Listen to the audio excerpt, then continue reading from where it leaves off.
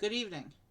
I'm doing a midnight Lego stream tonight because I have a bit of a build queue. I have a bunch of sealed Lego boxes taking up space in my queue. I've only got time for a couple of these before New Year, so I got a Lego Avatar set tonight, and then tomorrow I have I'm gonna be doing one of the bigger Mario sets in my queue, and then next week I got something really special for my final Lego set of 2024. And then we'll pick up with the rest of my build queue in January, I guess. Um, so here's what we're doing tonight. This is the Lego Avatar, Thanator, and Battle Mech. This one features Neytiri on the Na'vi side, and Colonel Quaritch, who is the leader of the RDA military forces, and he represents the invaders from Earth, who are seriously damaging Pandora. So we've done 4 Avatar sets before, but the 4 we've done so far have focused on the Pandoran, life on Pandora. We have Pandoran creatures, the Water Tribe home. This is the first of 4 sets that feature things relating to the Earth invaders of the RDA. So we'll see this mech suit, and then we'll see a few other sets that also have Earth vehicles. And then there's one more Pandora Pure set that only features Pandoran things in a V, and that set will be that's the really big one, and that'll be the big finale after the Pandorans have pushed away the Earth invasion. But here is our first piece of the Earth invasion. This represents the scene at the end of the first movie where Neytiri battles against Colonel Quaritch. So let's get this open and let's get started. This will be my 5th of 9 Avatar sets. First of the 4 that feature Earth forces. And it'll be our final Avatar. It'll most likely be our final Lego Avatar stream for 2024, and then we'll do the last 4 sets throughout the first couple months of 2025. I like to space out Avatar a bit. But anyway, let's get this open. Let's get this started. Front of the box, you can see the Thanator, the big 6-legged jungle cat from Pandora. You can see the RDA battle mech down here, and then here's what the back of the box looks like. You can see there's also a little bit of jungle build that comes with, and let's see, the action features show that you can, like all the Pandoran creatures, you can attach the tentacle to the Na'vi hair for the psychic link, and it shows that the Thanator can actually attach to the jungle piece and use it as a stand. Even though the Thanator is a jungle creature, it's a ground creature. It's not a flying creature, but they still included an option to use the terrain as a stand. And then it looks like the mech suit is armed with a big chainsaw instead of the guns that it had in the movie. Anyway, let's get this cracked. Back of the box, front of the box. Let's get this cracked open and get started. Oh, and before I forget, I know from preparing the instructions that there's no separator in this set, so I pulled out one from my bag of separators, which I'll show you the progress real quick. This is what my bag looks so far. It's constantly growing. I have over a dozen in here now, mostly orange, but there's a couple teals and one green. The green one is rare. So let's go ahead and get this open. So the 2 figures in this set are going to be Quaritch. He's the commander of the RDA military forces, and Neytiri, who we have seen before, but in all 4 of her appearances she has a different outfit, so we'll see another variant. All the Neytiri figures are unique, even though we get her 4 times throughout the series. This will be the 3rd one. that I'm adding, the third of the 4 Neytiris that I'll be adding to my collection here. We have here, ooh, they sent me a bent sticker sheet. Doesn't look like the stickers are too terribly messed up. Yeah, only one sticker looks like it was creased a little bit, and it's a minor detail. I'll set these off to the side until we need them. But here's a little tiny sticker sheet. And let's go ahead and, before I get started, I just want to check that sticker sheet against my records, because it looks different than what I was expecting. Of course, I could just have all my sticker sheets confused right now, so let's come in here. I'm just looking up the sticker sheet real quick.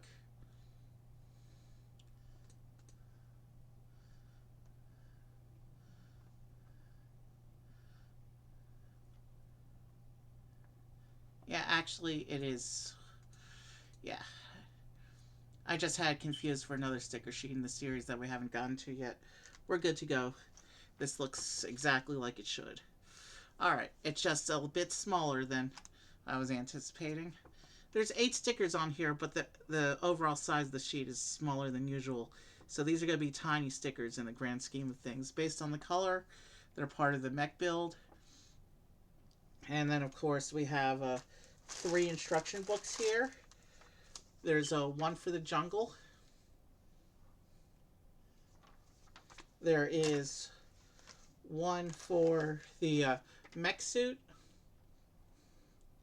And there is an instruction book here for the jungle cat, the Thanator. And actually, because they're separate instruction books, I can build these in whatever order I want. So even though it says the jungle is bag 4, I'm actually going to start with the jungle. I think that's going to be a good way to start. And then we'll do the cat, and then the animal, and then we'll finish with the mech suit. We'll save the invading force for last. And end LEGO Avatar 2024 on a cliffhanger that shall continue in 2025. So yeah, up till now, it's been the peaceful Pandoran life in the jungle, in the water tribe. But tonight is our first sign of trouble. So let's pull up the instructions for the jungle, which is bag 4. So I have 2 bag 1s here. That's going to be the jungle cat. I'll set that aside. And then we have bag 4, which is going to be the jungle. And then 3 and 2 are the mech suit. Neither 3 nor 2 looks terribly substantial, but it's a lot of little pieces. Nothing too big. So here's bag 4, which is our jungle build. And that's where we're going to begin today. So let's go ahead and come into the instructions. And yeah, it shows the icon for build together. That's why there's different instruction books. Even though this is a set that doesn't really... Well, there's 3 different builds. So it makes sense that they would separate the instruction books. It says to open bag 4 for the jungle.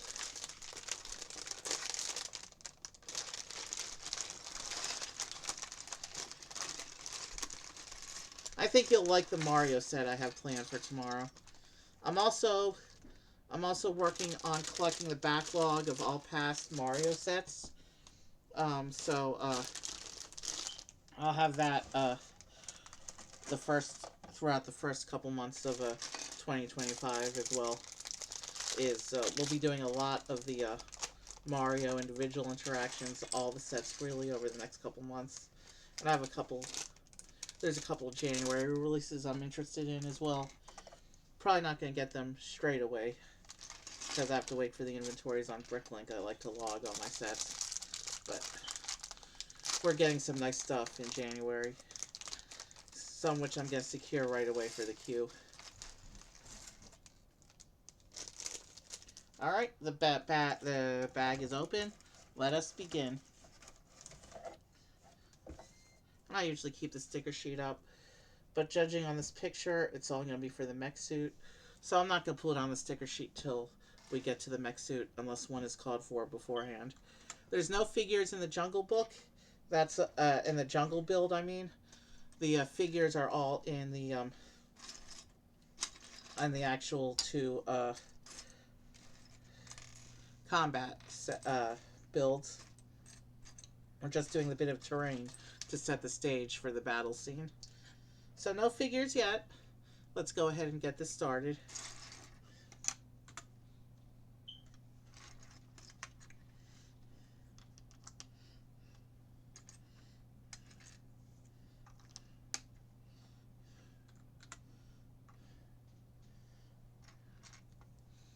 And technically the 4 Wave 1 sets from the first movie can actually be attached, which means I can actually, when we finish this, I can take the set and attach it to the Banshee scene if I want, but my display space won't allow for that configuration, so I'm not going to actually do that.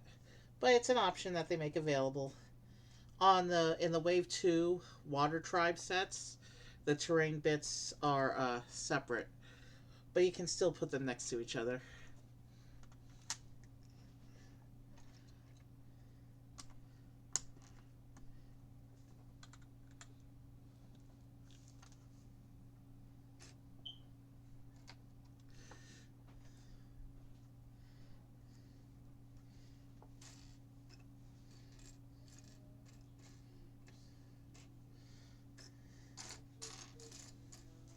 I need one more of those.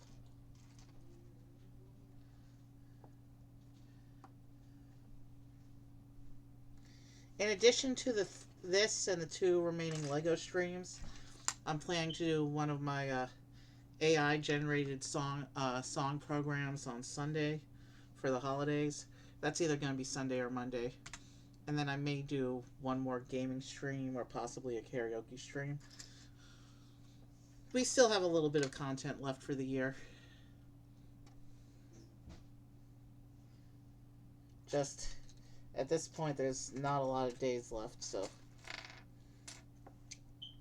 we're almost done with the 2024 streams, but then we're going to go, without much of a break, we're going to go straight into the 2025 streams. I am planning, I have, my build queue space is taken up by a lot of Mario sets right now, so there's going to be a couple of Mario marathons of smaller sets, where I do like 2 or 3 smaller sets at a time, picked sometimes randomly. And I know I have the back of the build to the camera. I need to be able to see what I'm doing. But, like I always do, I'll show it off at the end and at places where it tells me to turn it. Believe me, you're not missing anything exciting right now. It's just a bunch of structural bits we're doing right now.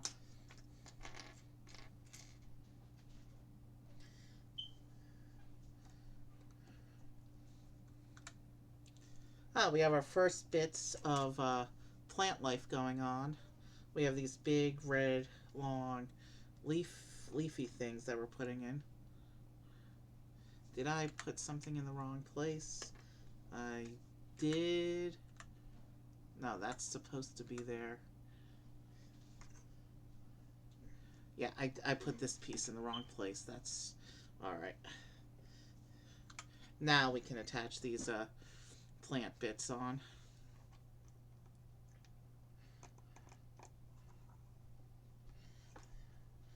I do see some transparent green container pieces that I think represent one of the plants of Pandora. We'll see about that in a little bit. I want to angle that one actually to give it a little texture.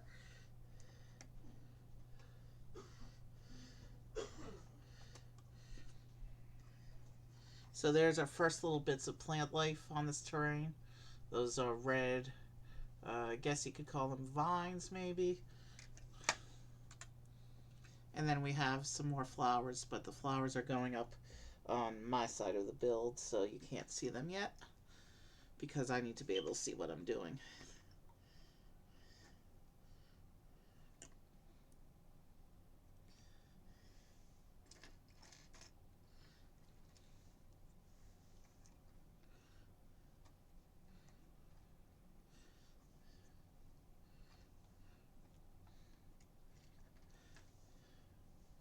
Oh, you can see the side of that orange flower, I guess. Well, not flower, but leaves.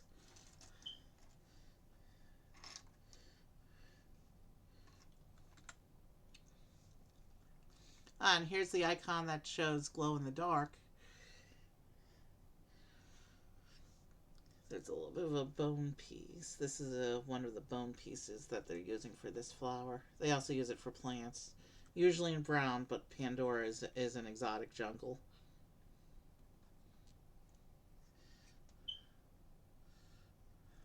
And then we have two of these crown plants. This is an interesting looking piece here. This little white flower. And it has the glow in the dark icon in the instructions.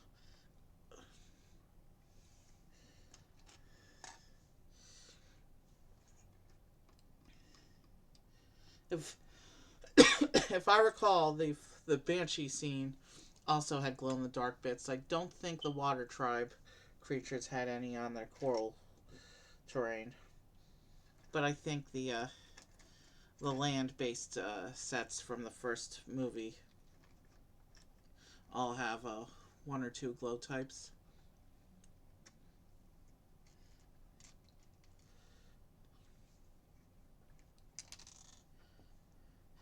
It feels a little awkward not having any characters watching us build, but we'll get there. There are two characters later on in the set once we get to the actual the the creature in the mech, and then we'll be able to have characters watch us.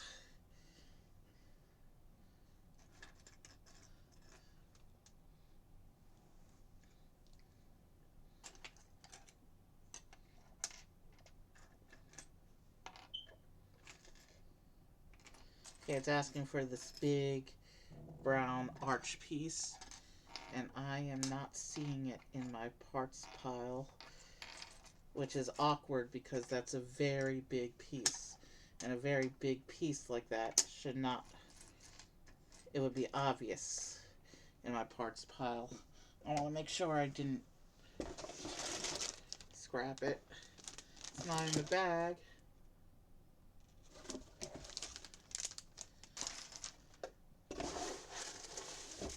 Not in the box. Not seeing anything on my floor either. Let's see.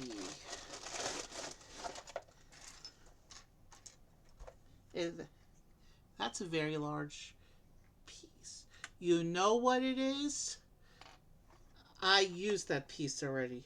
I used that piece where I was supposed to use this piece. That's why I couldn't find it. I'm glad I caught that mistake before it turned into a serious issue. But there we go. Problem solved. We're not missing anything. We just had it placed incorrectly. There we go. It's not the first time I've done something like that. Definitely won't be the last. But I'm trying not to let that happen too often. It's not as bad, quite as bad as when a piece falls on the floor. So...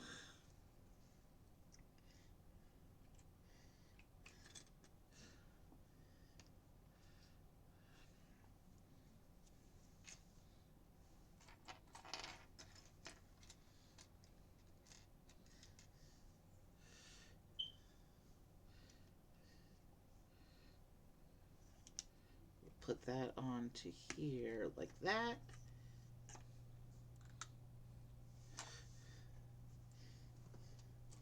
This one will go here.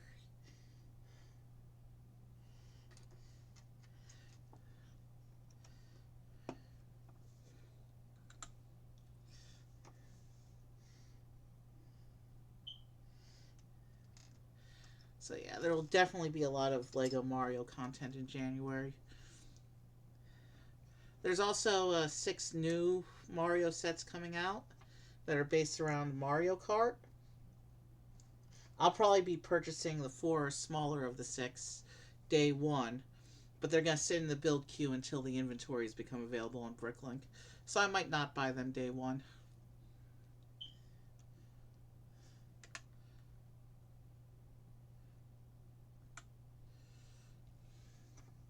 I might just wait for the inventories and then buy them. just because I have so much space in my queue area taken up right now by other Mario sets. We will have worked through a lot of those though by the time the inventories become available, so maybe. I mean, we're gonna get all the Mario sets eventually, so. Okay, and here's some more hanging vine pieces, like this. And there's going to be two of these, it looks like, that hang down over the scene.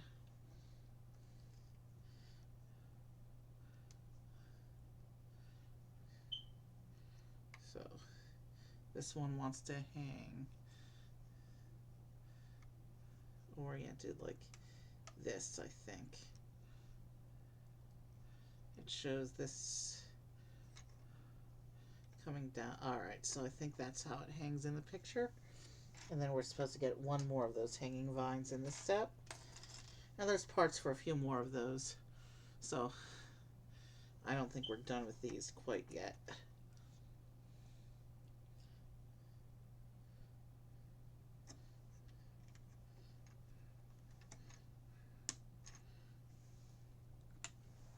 And here's a sub-assembly for what looks like some kind of big flower.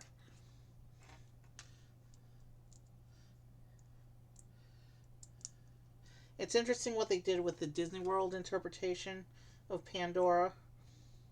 Because in the movie, the Pandoran atmosphere is poisonous to humans. So if humans step outside of the base, they have to wear special breathing masks. And when you go to visit the Pandora section of Disney's Animal Kingdom, they don't force you to wear breathing masks. I mean, that would be logistically impossible to set up in a theme park environment. So what they've done is the Imagineers have created a special kind of a Pandoran jungle plant that actually it was bioengineered by the Earth scientists and by the Na'vi together, and it purifies the air around the human base so that humans can breathe without the breathing mask. And that also explains the absence of the Na'vi, because the humans can breathe. The atmosphere is no longer appropriate for the Na'vi, who and because the Na'vi are so tall and so alien, it's impossible to have them as costume figures, costumed characters walking around the park, which is why there's no Na'vi in the Pandoran Avatar other than in the two rides, where there's an animatronic one and then there's some in the ride video for the other ride. So that's why you don't see the Na'vi in the Pandoran Animal Kingdom. Their influence is present and they're in the rides, but you don't see them walking around because there's no way to engineer an accurate enough Na'vi costume and make it believable based on how they look in the movie. So that special plant that they created was engineered after the events of the movies. So basically, after the militaristic RDA left, there was a more peaceful company from Earth that wanted to restore Earth's relationship with the Na'vi, and so they created a touring company and for Earth and the Na'vi to live in harmony together. And so, working together, they were able to create this plant for the human base. They still use some of the old technology originally developed by the RDA, of course, for living on the planet. Alright, this flower. So this is the flower we just built. It's an interesting little thing. Looks like some kind of carnivorous plant, maybe. And then it shows this one clipping on right here.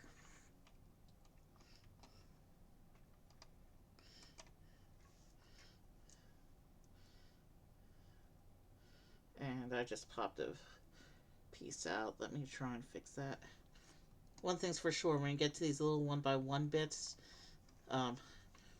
assemblies with like these little tiny bits, sometimes they're not as structurally stable as the main parts of builds. Like, I've had little bits chip off as I've built before. It's not a big deal. Alright, so we have another vine. This one is going to go...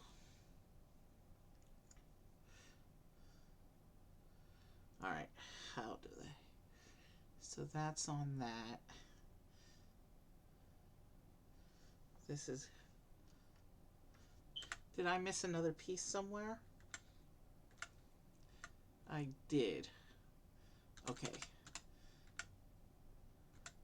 Let's fix that real quick. This is supposed to go here. And then with that placed, we can now correctly place this one up here. And then we have these two big leaf pieces here. These classic green leaves that are going to go on here. And we're going to put one up here.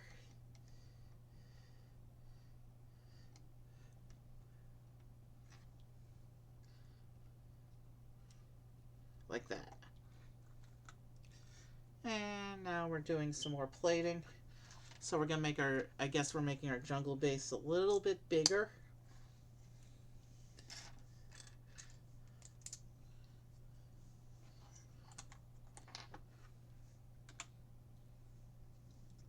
And then it looks like some more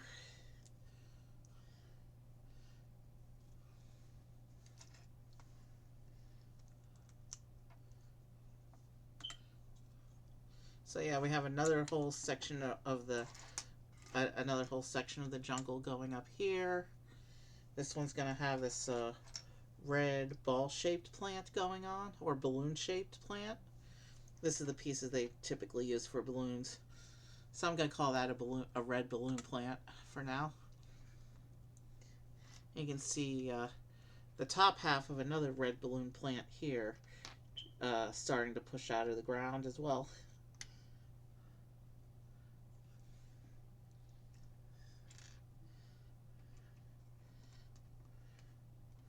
It looks like most of the rest of this parts pile now at this point is going to be detail bits.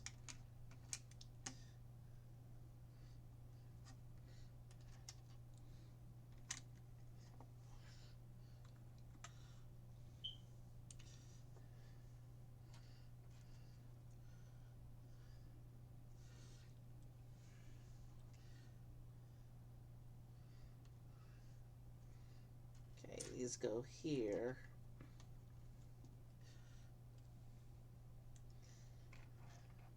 We have another one of these glow crown flowers. That will go in here. And then a brick.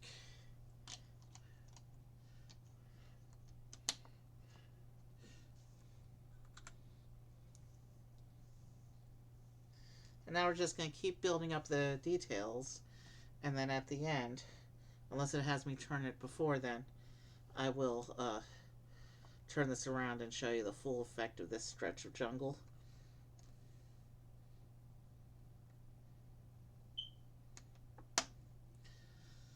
Looks like this is just going to be basic jungle and not any bit of the floating mountains like we had in the Banshee, but there's one other set that also features a bit of the floating mountains. That's a cool sight, is Pandora's floating mountain. I don't know how the planet pulled that off. I mean, it defies the laws of physics. But it is a fantasy movie, so they can get away with anything. It's a fantasy movie set on an alien world, and the alien world is shown to have a psychic connection with all the life on it. So they can pretty much get away with having anti-gravity mountains if they want, naturally occurring if they want to.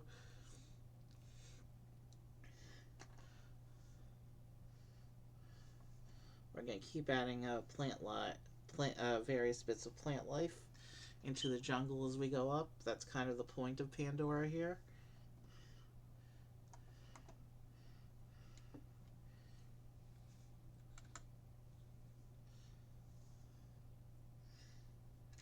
And then we have a little bit of Technic. And you know what this technique is used for? It looks like this is going to be the stand for putting on the Thanator later.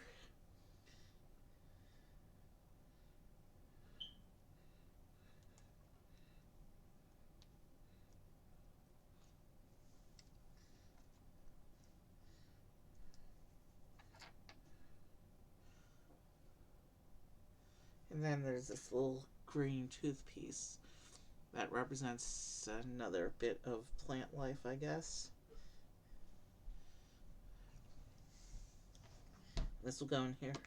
And this is this, even though it's a ground creature, this stand will be useful for dynamically posing it, I guess is what it's for. And then the stand is cleverly disguised with a little bit of flour on top.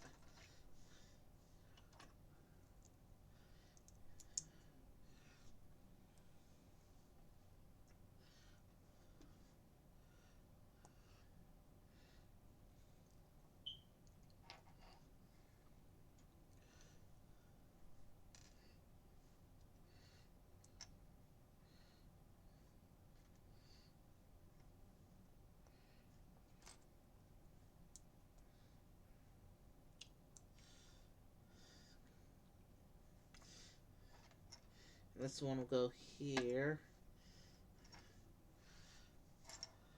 Well, maybe that's not the Thanator stand. Maybe that's just a flower.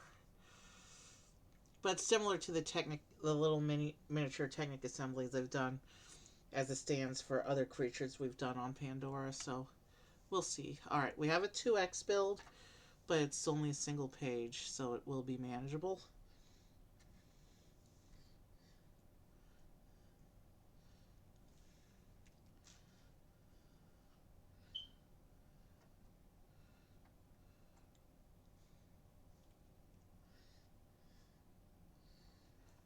And then this one uses these yellow toothpiece for other flower bits.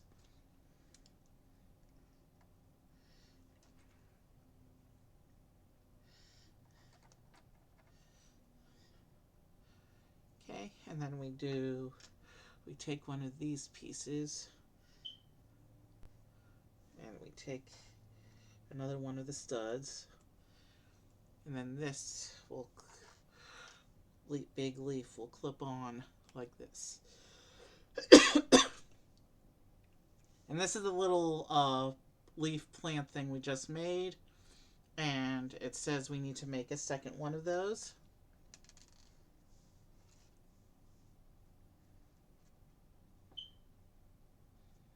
And then we will turn the page and figure out where they actually attach to the jungle.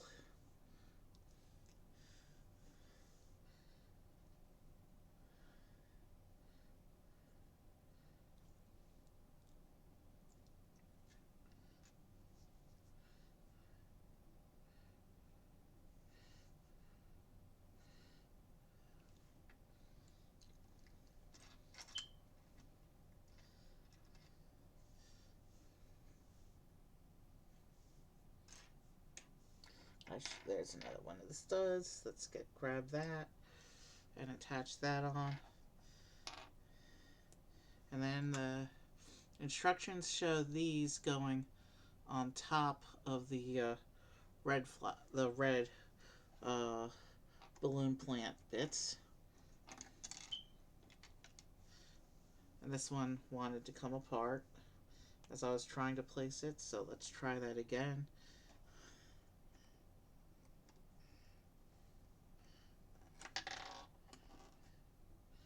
Okay, that one's on, but I knocked off the other balloon plant, so let's fix that real quick and get that one attached.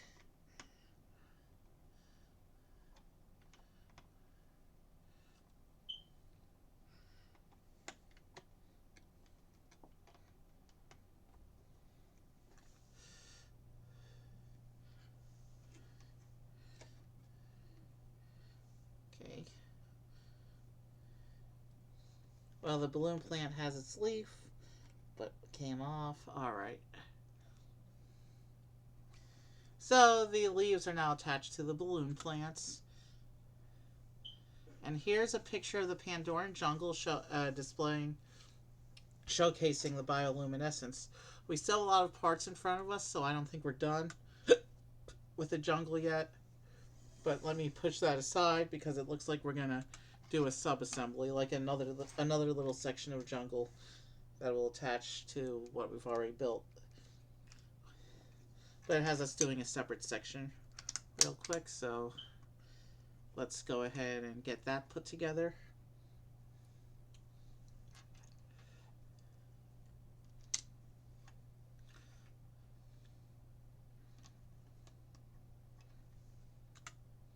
Yeah, and this one will attach to the jungle on this side.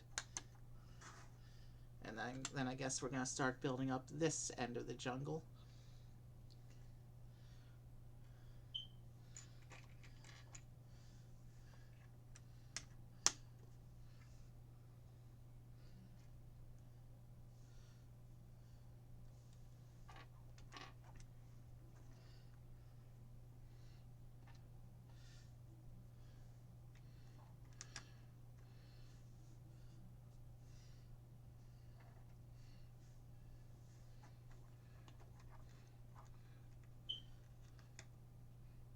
Okay.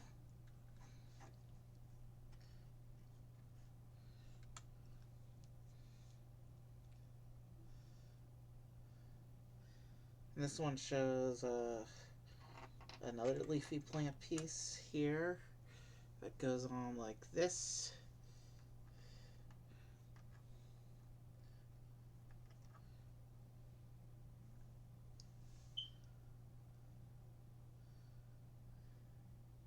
And then we get this piece here.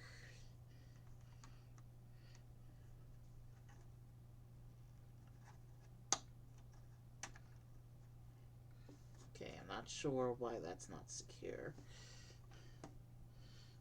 Alright, that's better.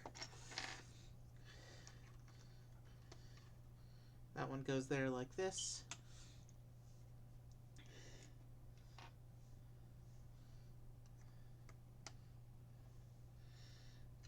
I am expecting an important phone message, so when that comes through, we'll have to take a very quick break, but I'm not even leaving the seat for that.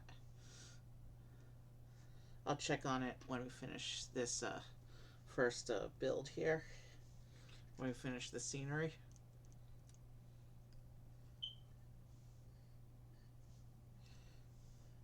I've never seen this Technic piece in this bright turquoise color before. That's interesting. I do appreciate rare parts in rare colors.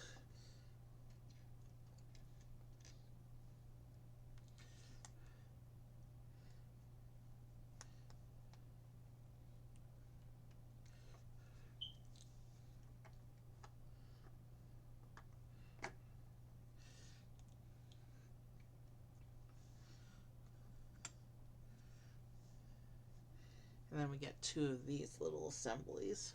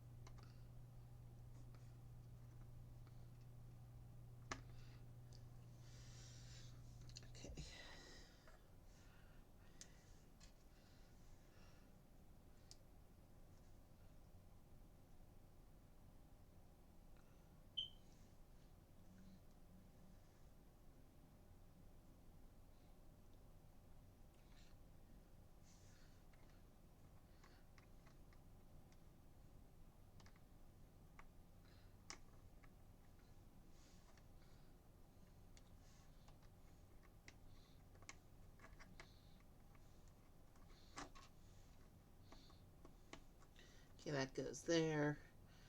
Let's straighten up these little leaf bits real quick.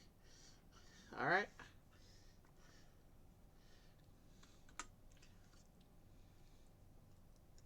And then we're going to get one more of these little plant assemblies.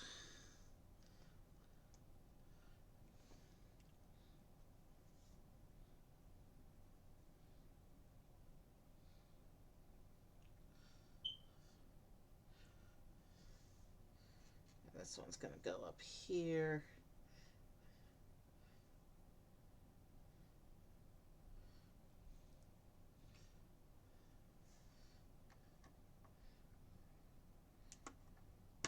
This is a beautiful spread of jungle. I will say that. I like this bit of terrain. And this one has these the little superhero posing pieces in dark blue, probably to represent flower tips or attachment points for flower tips. Here we go. So we're going to use these big transparent green container bits, and they're each going to get this little brown, this little, well, purplish brownish purplish spiky thing inside.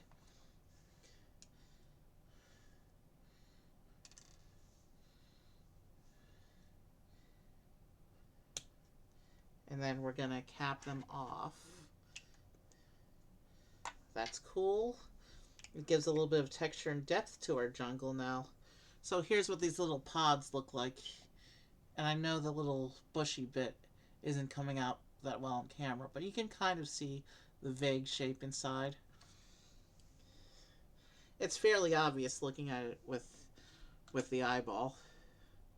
Okay, so these are actually going to go on here, on those minifigure pose points.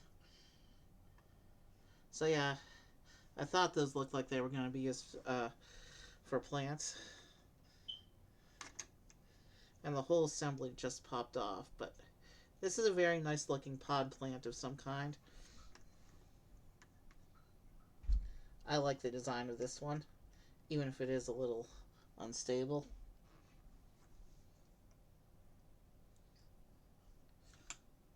There's another bit of jungle. And here it's showing that the assembly is complete, which means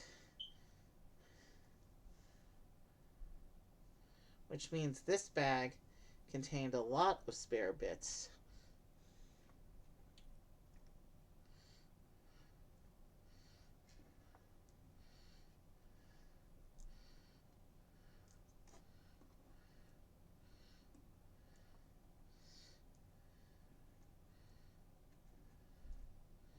That might be the most spare bits I've ever seen in a single bag before, with 16.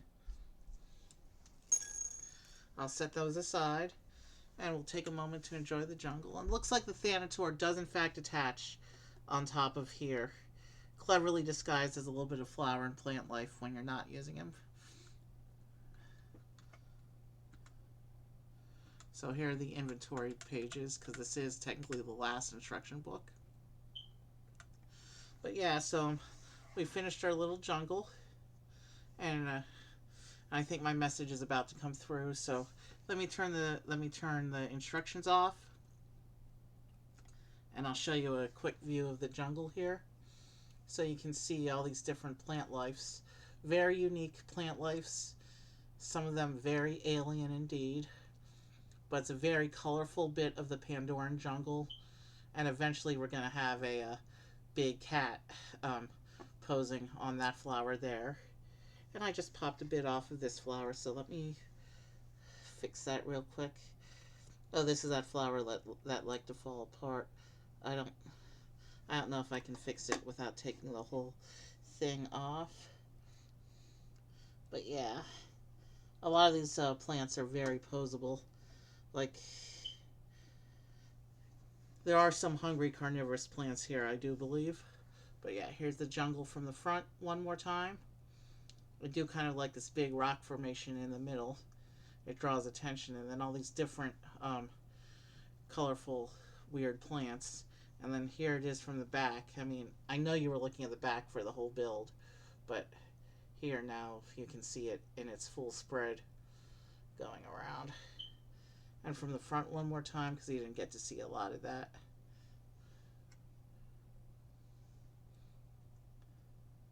You can see all the different plants going on here. I like the pod plant. I like the balloon plants with their giant leaves.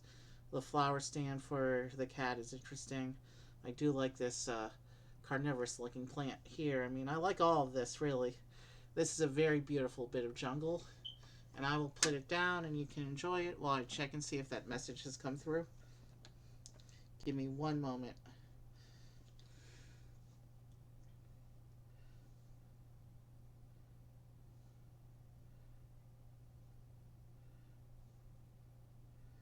Alright, yeah, it came through, so now I have to respond to it real quick.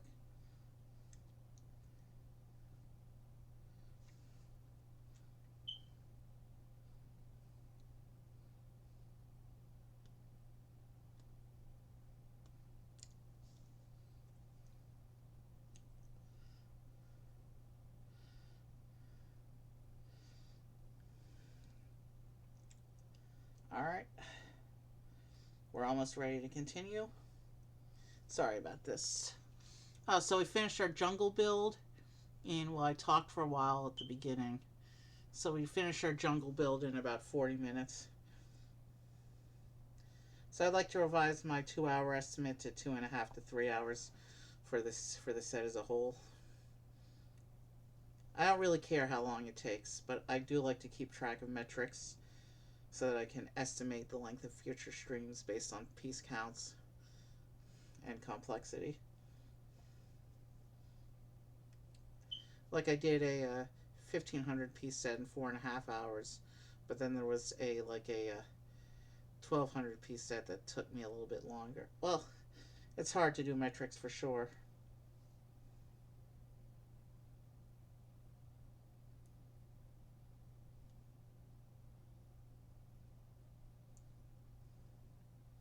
Alright, we're just about done responding to this message.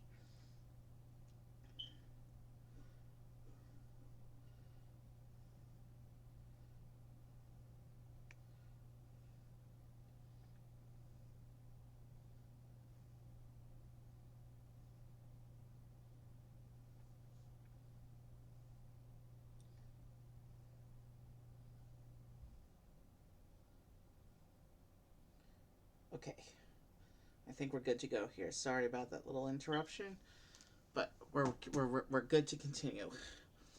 So let's do the cat next. Let's come over here and get ready to do the cat. Let's do the cat. So here's the instructions. So this big 6-legged jungle cat is called a Thanator, and we're going to get Neytiri with this one. The Thanator is the apex predator of the Pandoran jungle. And like all Pandoran creatures, even though it's dangerous, the Navi can establish a psychic link with it and befriend them. It's kind of cool how the whole planet works together. So again, with it shared together, this one's going to be just bag 1, but there's actually 2 bags labeled bag 1. So let's get them open.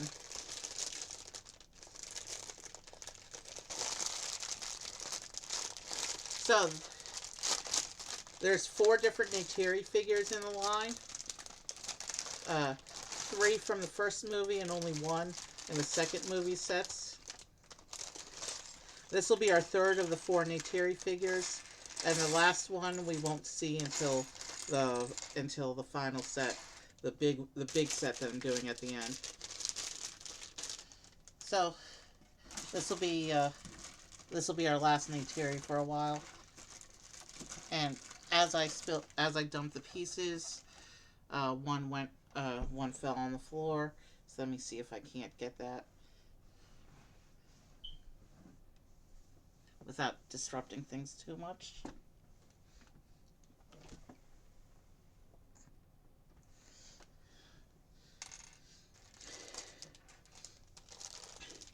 And you know what? Let's take the jungle build off the table so we can focus on the cat.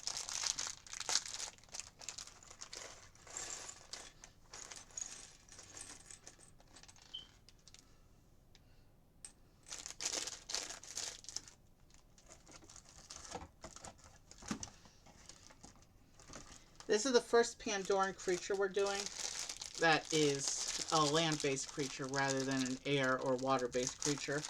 So this is the first one we're doing that doesn't actually involve any of those plastic wing or fin bits. But it's no less as interesting a creature as those are. It's just as cool as them. This is the big predator of the jungle, like I mentioned a few minutes ago. So we're gonna start by putting the Neytiri, the Navi figure together, and then we will continue on.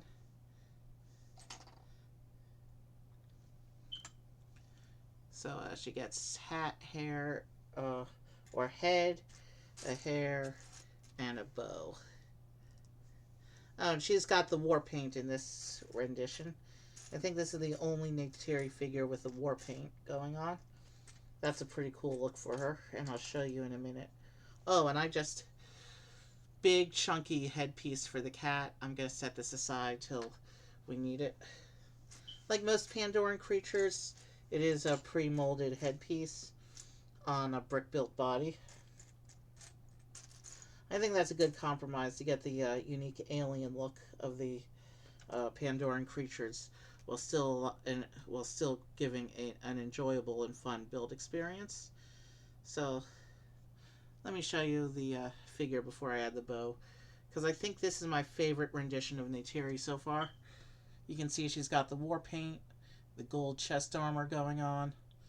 You can see I can't even properly show it on camera because the gold bits are so shiny that the light is reflecting off of it. You can see even the war paint is shiny. I really like this figure. This may be one of my favorite Avatar series figures so far. Obviously, I'm the type not to judge a figure until I've seen it in person, and well, we finally saw this one in person. So we're going to give her the bow, because in this scene, she's riding the jungle cat and battling against the mech suit, but she's using her arrows against the mech suit's heavy guns. This version of the mech suit doesn't actually have guns, but a big chainsaw instead. So we'll see how the battle turns out in this Lego version. How are they supposed to hold? They're supposed to hold from this bar here, I think. Let me get the bow attached so that we can begin building the cat. I am no stranger to brick build animals. I've done quite a few on this channel, and I think I've even done a couple brick built animal sets off the channel. I think brick built animals are fun when they're made to look good. They don't all brick built animals don't always look good, but when they look good, they're amazing. So yeah, we've attached the bow, and now we will put her in a sitting position to sit and watch the build progress. And there she is. I'll give you one more look now that the bow's attached. And then at the end of the build, we'll put her on the back of the cat. Alright, let us begin. Like most builds, it begins with a plate. And most of the pieces here are black and dark blue, so in this light, it may be hard picking out pieces from the parts pile. There's nothing I can do about the poor lighting in here. It's just the way our lights are set up.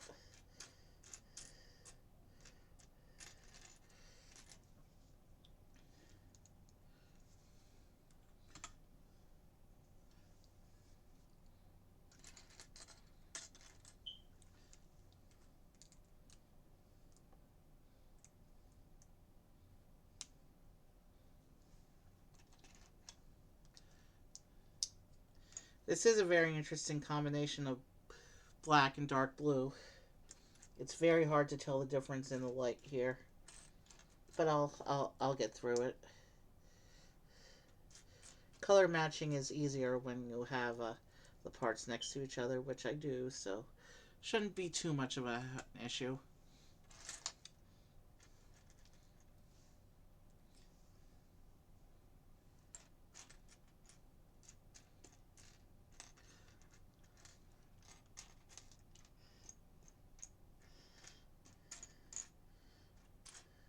Pandoran vertebrates, the land-based ones at least, have 6 legs. And you'll see another Pandoran land-based creature in another one of the sets that's coming up later.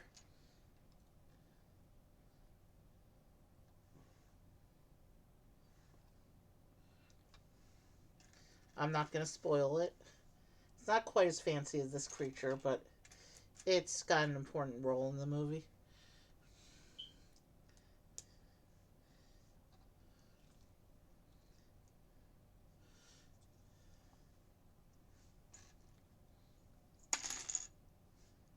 That piece just slipped out of my fingers after I picked it up.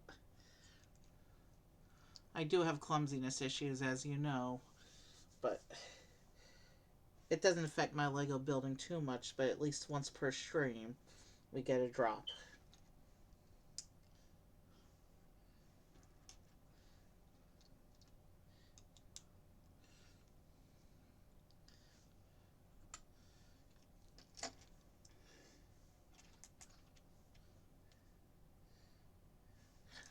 I'm assuming that these bright green bits are going to be completely hidden in the final build and not visible, because they definitely do not match the color scheme of this creature.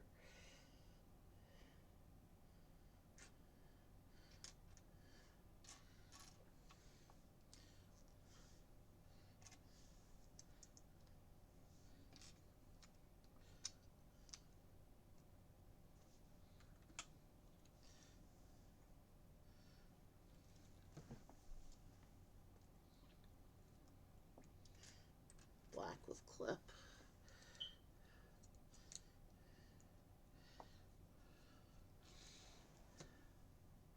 I have a feeling that this creature is going to go together quickly. Creatures tend to do so. The main highlight of the set, I think, is the mech suit. That one has 2 bags that make it up.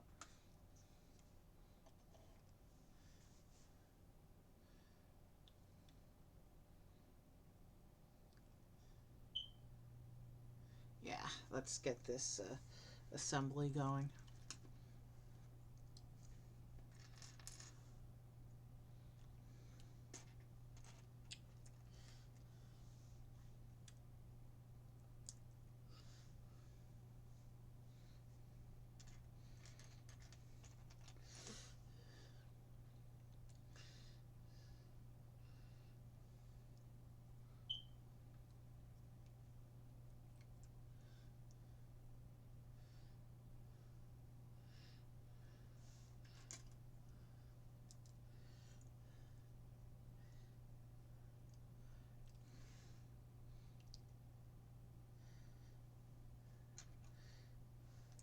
I don't know whether I like doing brick built animals, vehicles, or buildings better, but there's definitely more vehicles than builds on my channel so far. And then of course with Mario we get all the brick built creatures. We'll be seeing a ton of those in the next month or so. We'll be seeing a few of those tomorrow. I'm doing one set for sure, and I might be building a second set with it depending on the time. Because I want to get some of the bigger boxes out of my build queue. So we'll see how it goes.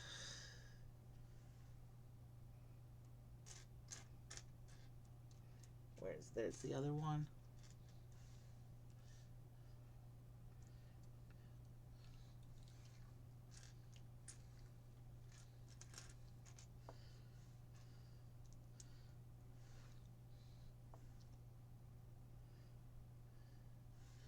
I knew when I got the Avatar sets that I didn't want to rush the series. So we still have like 4 sets left. And I think we'll do like maybe 2 of them throughout January. And then maybe space it out. and we'll save the big finale for springtime. We'll save the big finale. If I do like 3 across January and February, we can save the really big set. I think it'll be thematically appropriate and save that for. Although we have a lot of big days coming up in March. We'll have to see how I want to play out the last 4 sets. I may not want to hold on to this all the way till March with only 4 sets left. Because my build queue is going to be mostly Mario for next month. So it'll be nice to get some more of these done as kind of a... to break up the Mario stuff a little bit.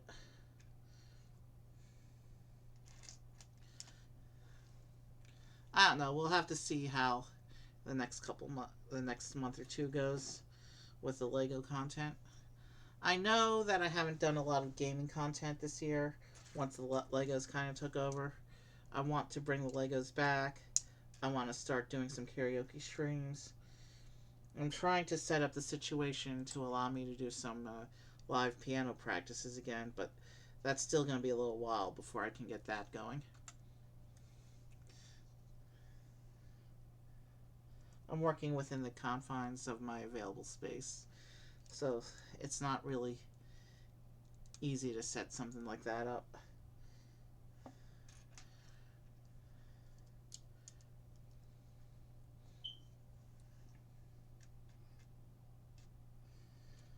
One option for that is to set my cameras facing the other way and have someone guest host and operate the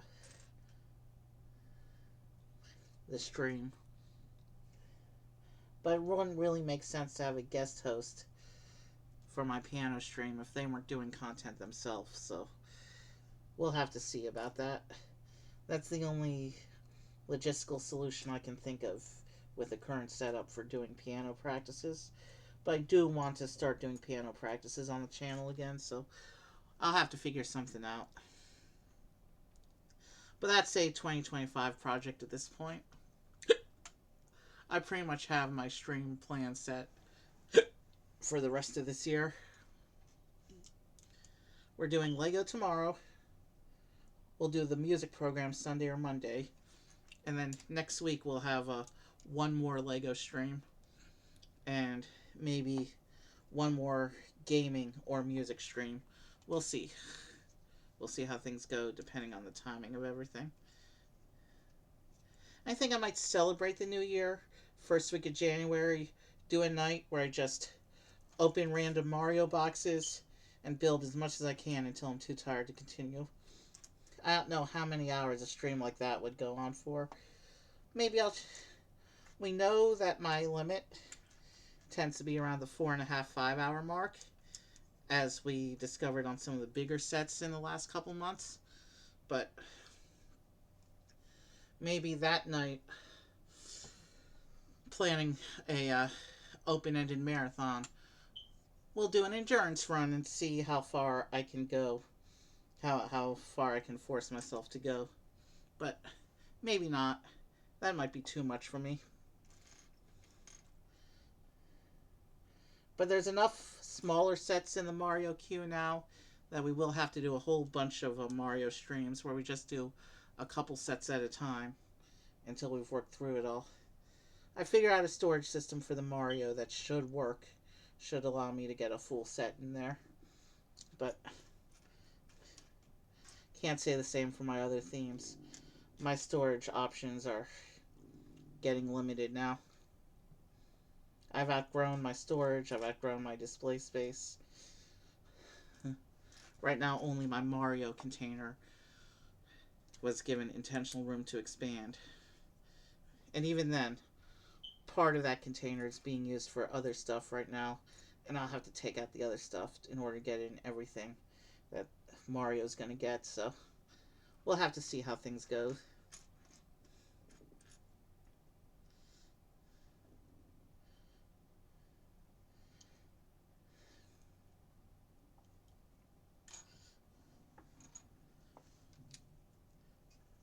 Alright, that stuff is together.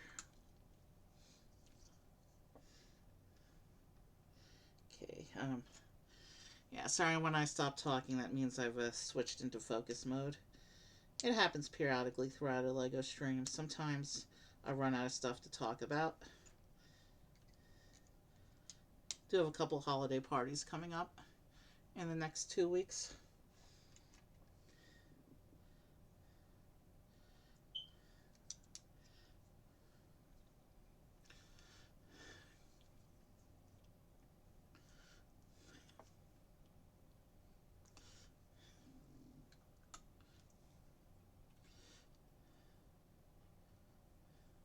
All right. Ow, okay.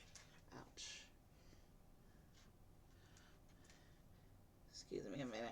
Is that the blue or the... That's the blue, I think. Yeah, that's the blue.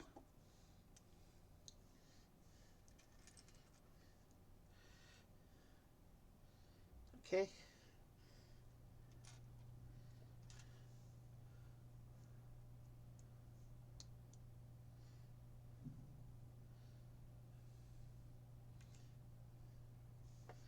So this goes in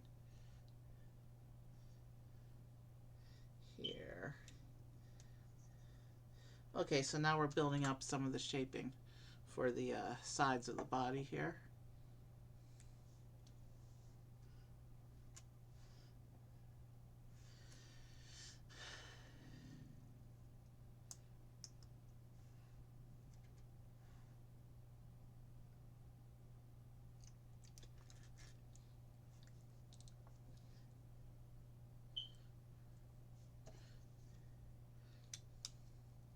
Yeah, so it looks like those little two bright green plates we put inside, they're going to be completely hidden once we attach the legs to that joint hole.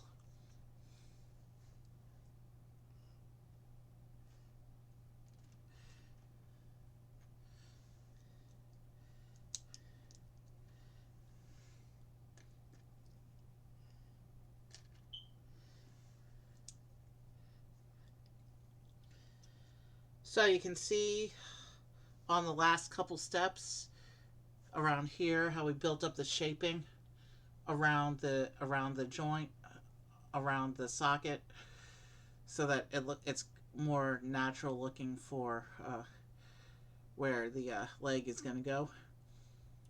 Now I just got to do the same handful of steps on the other side.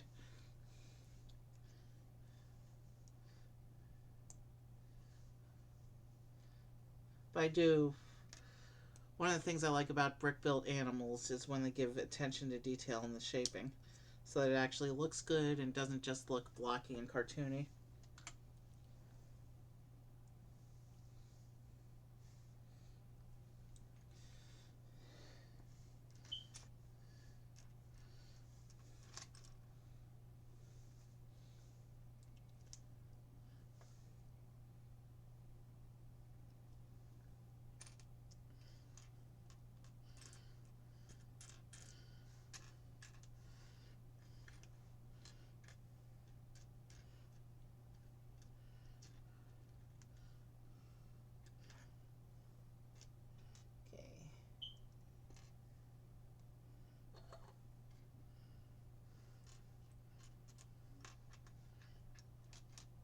Where is it? There's one.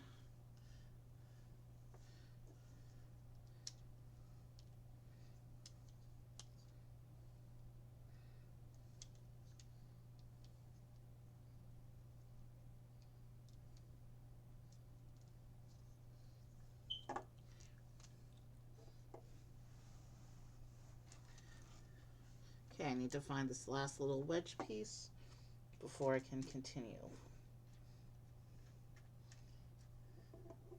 But I do like how thin that this body is. It gives the impression of the speed and agility and gracefulness of a big cat. And now we're going to do, it looks like our first assembly for this thing.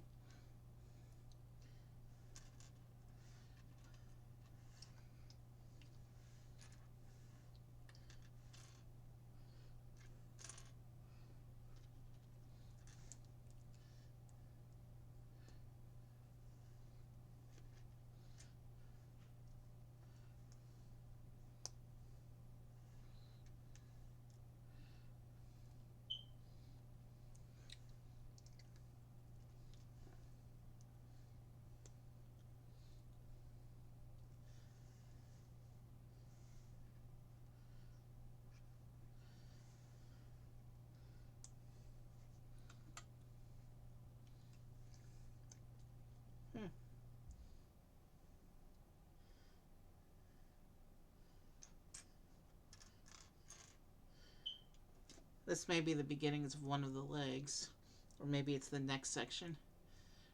There's not a terribly huge amount of pieces left, and we're already halfway through the instruction book for this creature. We still don't have legs, tail, or a head yet, so... And there's only half the instructions to go. Well, the head, it's not going to be the head assembly because we have this molded head here, so... We're probably starting on either the legs or the tail section.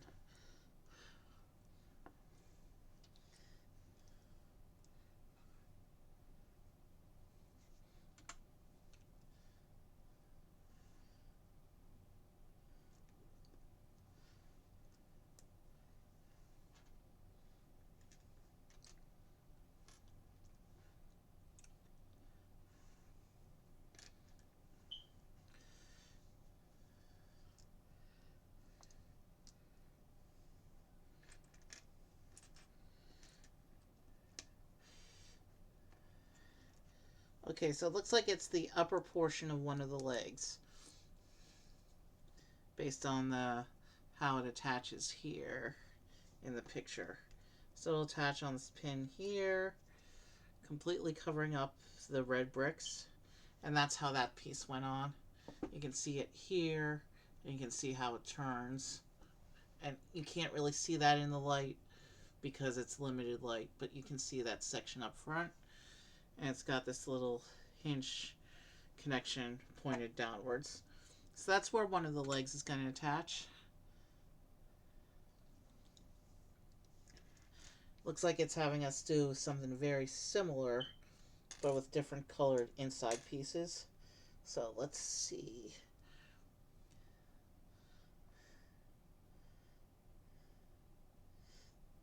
Where's the other piece here?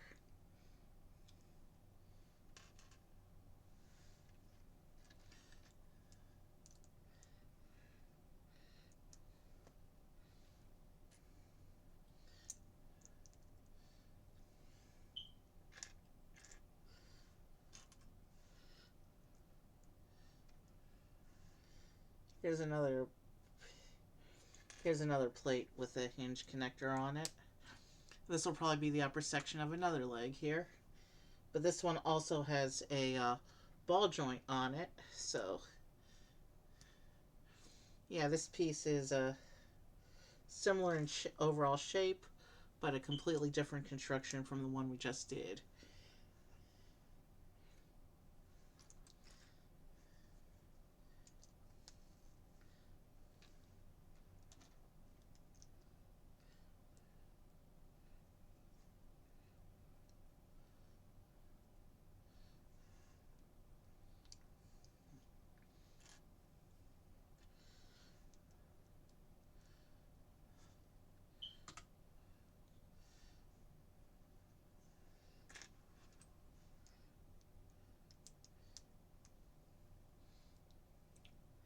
Okay, so it shows this one.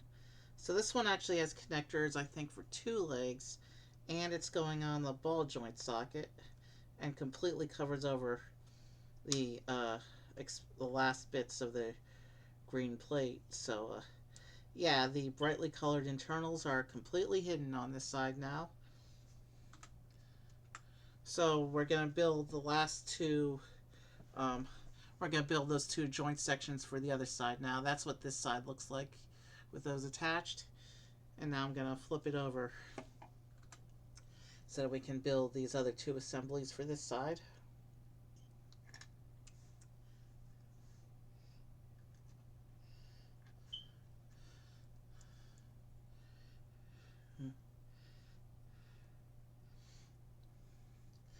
So yeah,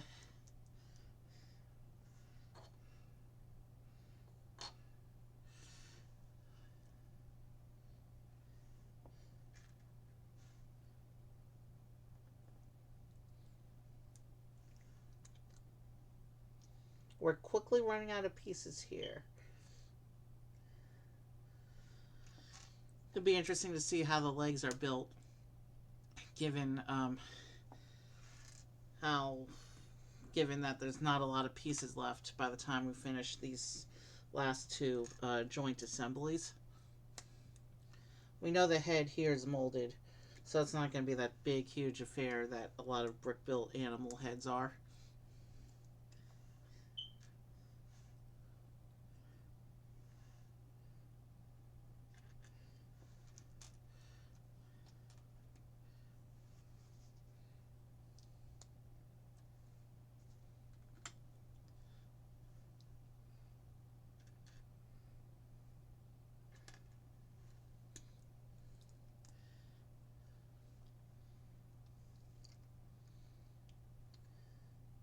I really do like the shaping of this creature, even though it hasn't been fully revealed to us yet.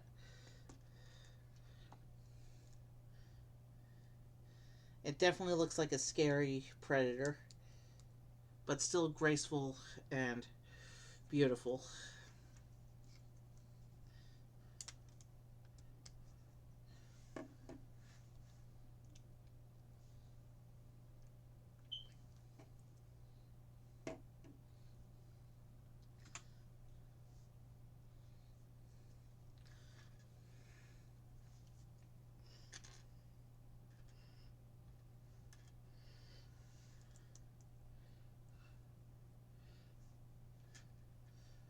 Okay, let's keep going.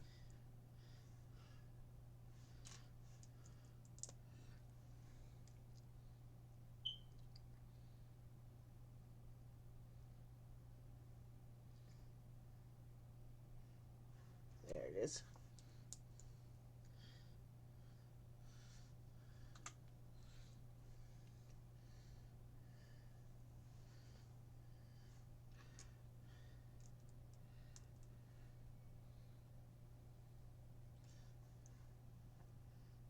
Okay. Yeah, I've run out of things to talk about again. I'll think of something soon. Yeah.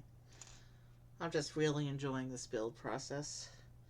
I find brick built animals to be satisfying to watch as they come together. Like, well, all Legos really, but there's just something about animals in particular. I don't do enough of them on the channel. Well, I guess you could count the Mario character builds.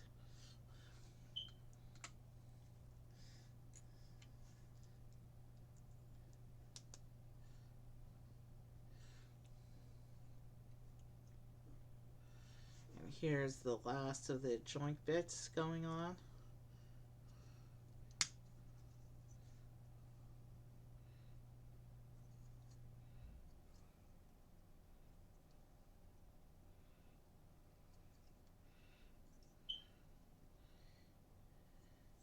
Hold on, let me... I thought I saw a bit of dust inside that joint, but no, it's just a reflection of light. Alright. So the little... Alright, so now we have a 4 times. So the legs are really just simple builds here, it looks like. So we gotta do this page 4 times, and then we'll attach... And it looks like it ends in claws. So really, it's very small legs we're doing here. So we'll do... Alright, it looks like we have a foot assembly there. So I'll do these 4 leg assemblies, and then I'll do the 4 foot assemblies, and then I'll attach them as I attach them to the model. So we'll have everything ready to go shortly. These leg builds aren't that complicated. They're very simple.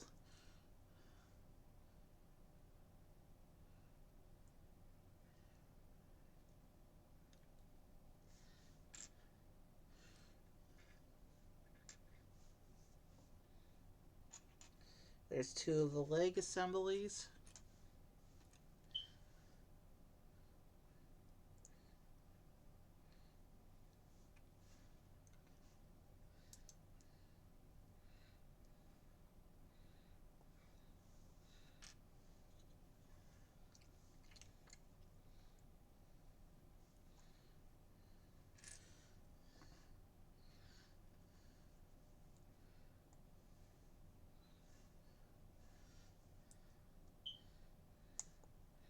Okay, we have 4 legs.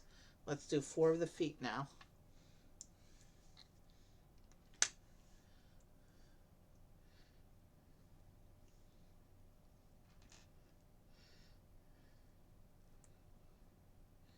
Let's make sure the claws are straight.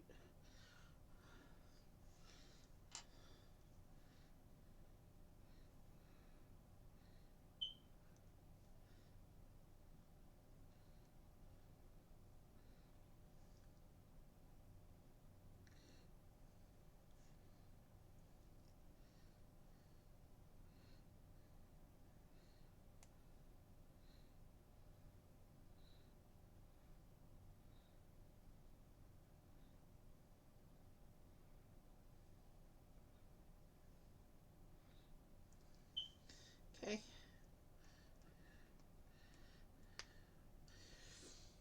So this is what the completed claw, leg, and foot assembly looks like. I have to do that 4 more times. Or I have to do the foot section 4 more times.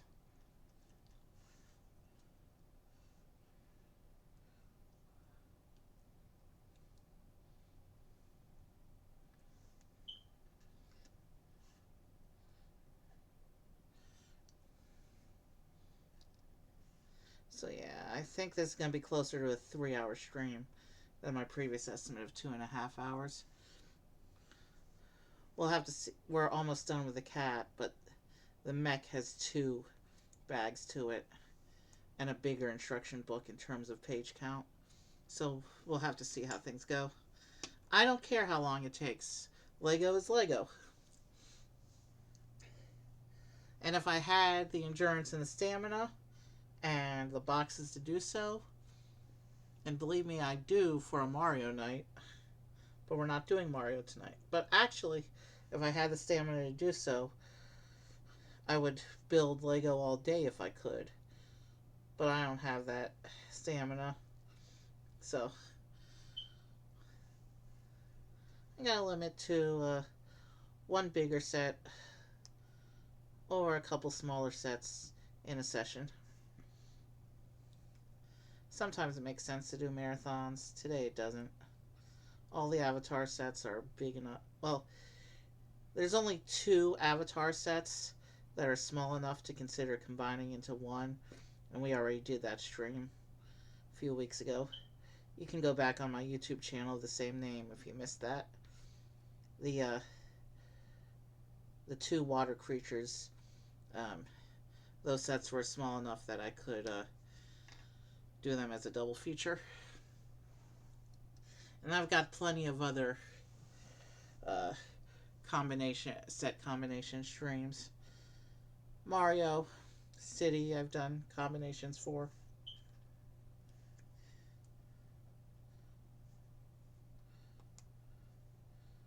It's just not a thing I do regularly. A lot of the sets I get are big enough to warrant their own stream.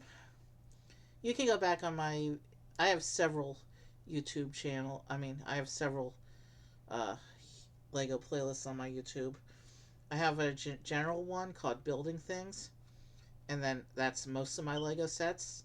And then I have dedicated playlists for doing the architecture cities and computer Lego, and then also the Speed Champions has a dedicated playlist, and Mario has a dedicated playlist. The legs are done. Let's go ahead and get them attached.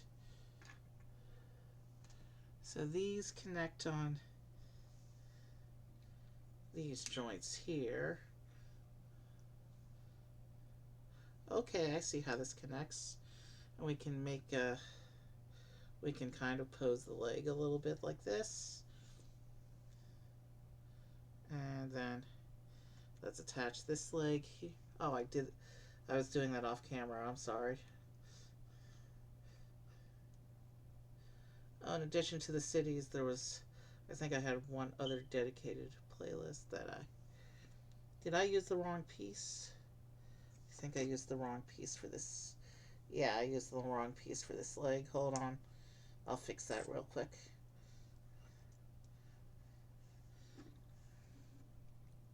So it looks like we still have 2 more legs to build. These are just the back and middle legs.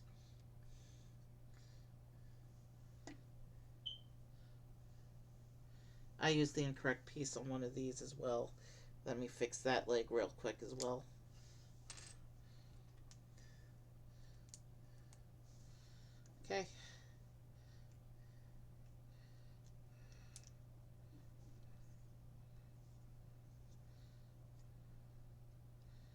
Temple was nice tonight.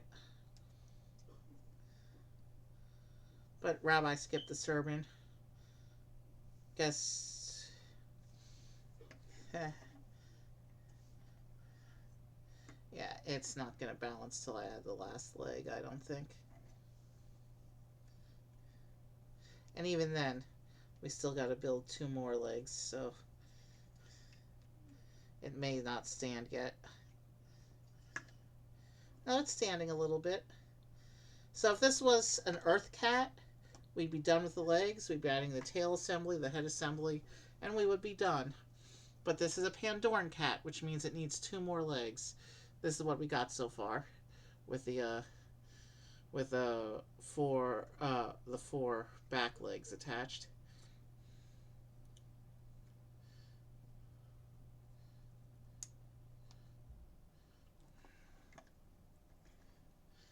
And I can see, I think I see on the bottom where it attaches onto the stand. But let's go ahead and proceed with the build. Here's a 2X build for a slightly bigger, it's the same foot assembly, but a slightly bigger leg assembly. So let's go ahead and get this one put together. Or these 2 put together, I should say. Same deal as before. I'll do the 2 legs, and then I'll attach the 2 feet.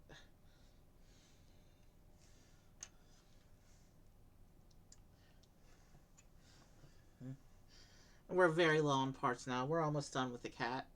The Thanator, as it's called on Pandora.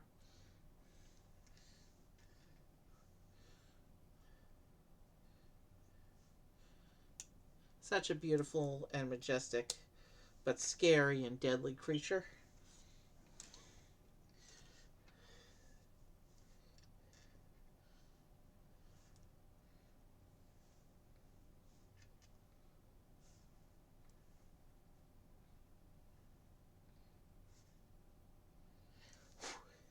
There's a little bit of dirt on on this piece I'm working on. There. I think I got it off.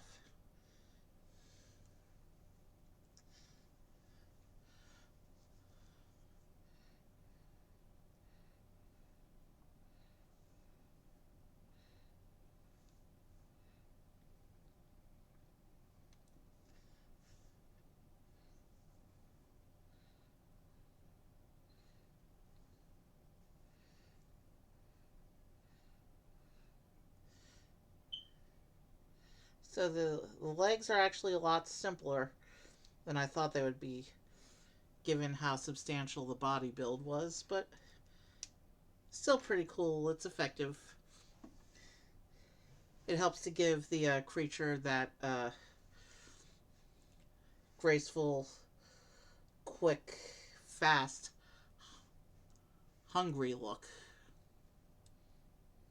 This is, after all, the apex predator of the Pandoran jungle.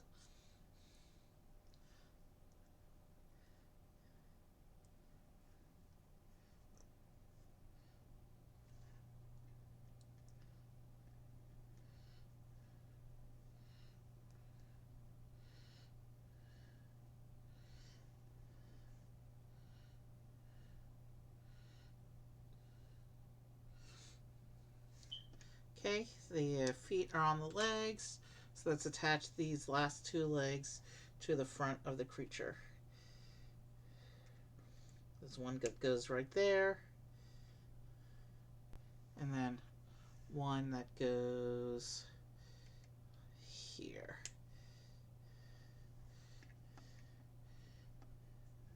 So that's a cool look. So that's what it looks like with 6 legs attached. Now let's go on. Now we do the head assembly, which is where we attach the mouthpiece to the bottom of the headpiece, kind of like they do with the dinosaurs and a few other animals. So it has opening mouth action.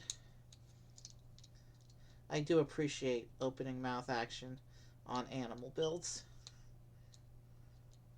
If I can get the got the connection to line up. So there's our Thanator head.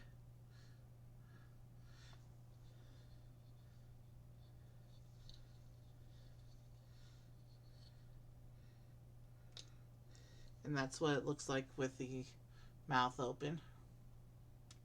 I can't really get it in this light because it's such a darkly colored creature, but there it is. Let me get this little joint piece on the back.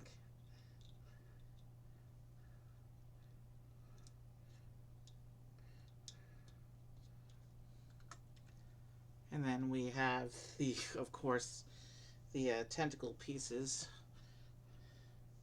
for psychically linking with the Navi.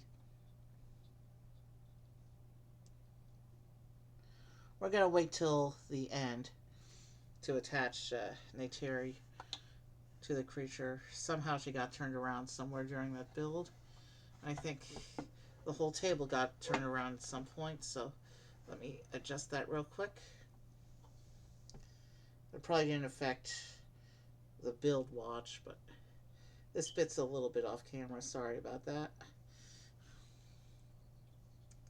And then this ball joint will connect to the neck like this. And the creature now has its head. Again, very darkly colored creature. So here's a picture of the creature as it appears in the movie. You can see the crest around its head.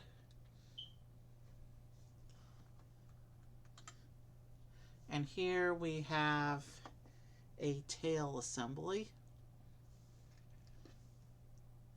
The tail's a little bit more substantial than I remember, but looks about in line for a big cat, so looks pretty good.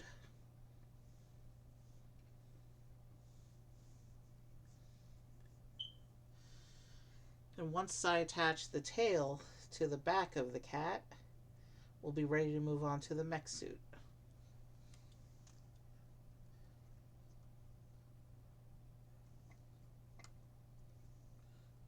So we're just over an hour and a half in.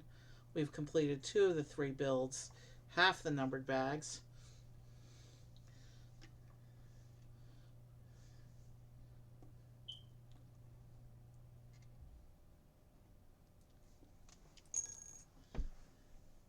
Before I continue, let's take a good look at this. There is a nice contrast against the color of the table, so you can see it a little bit better. You can see the 6 legs, the head.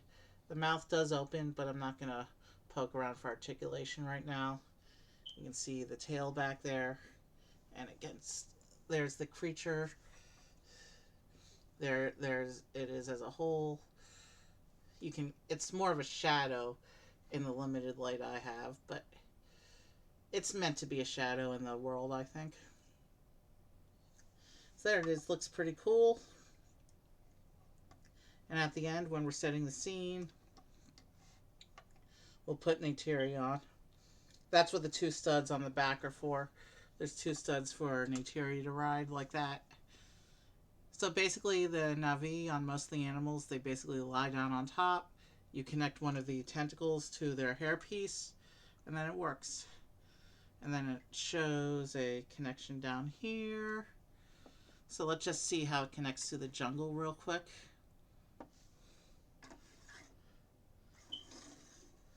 So this is our last bit of Pandora Pure, because once I open the next bag, the invasion will begin. The Earth invasion. So it shows this flower here. This flower popping off again, of course. And then, that's such a weak joint. I think I'm just going to move it to the corner where it's properly on a stud instead of using the center of the studs. It's a little more secure that way, but still feels like it could pop off any moment. So you mount the flower to the bottom of the Thanator like this, and then you can put it in a dynamic action pose. You can pose the 2 like it's jumping through the jungle like that. I'm not going to try and pose it right now, but you can see with it attached. You can have it standing back here, getting ready to strike. You can put the legs up like this, like it's mid-jump. You have options for posing by using the little stand. We might do that for our exit scene, I'm not sure. But we'll pop it off for now.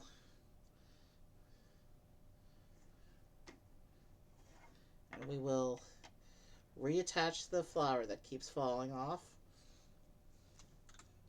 And there's another scene showing, yeah, this shows how the creature jumps through the jungle. So yeah, that's a nice posing stand. Here's the preview to the wave page. You can see the other sets. We did Banshee Flight a while ago. Unfortunately, we had bad lag that night, so that video is very choppy. It's more like a series of stills. And then we haven't built the two bigger sets yet. One set is the Science Lab and military VTOL air vehicle, and then the other set is the big finale. We also have two more of the water sets from the second movie to do as well before we get to that final set. And here's the 4 sets, or 3 of the 4 sets put together.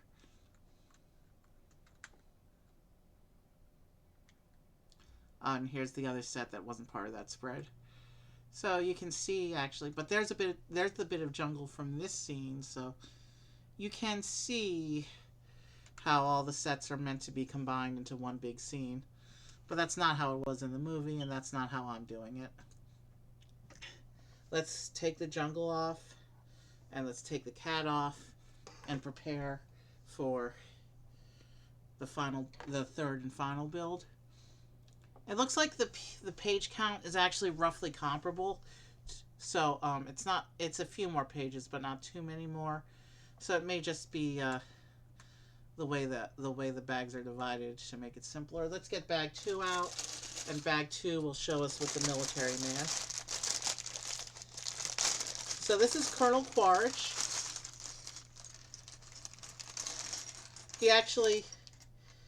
This scene that we're building tonight, spoiler alert, but the movie is 15 years old now, so if you haven't seen it by now, then, well, I'm not going to spoil the movie. But let's just say Quaritch comes back in an even badder form in the water movie. He's pretty cool but evil here, but in the second movie, he gets an upgrade. That's all I'll say about that. Well, I will be spoiling that upgrade when I get to that set, because his upgrade form is in one of the sets from the second movie that we haven't done yet. So let's put him together. He's a very basic minifigure build. It looks like standard minifigure parts. So we need to find his legs. I do like this military uniform thing he's got going on. He looks good. And he just has the one really angry face. He's a military guy, so he's pretty angry through the whole movie. And then he has this weird flat top gray hair piece.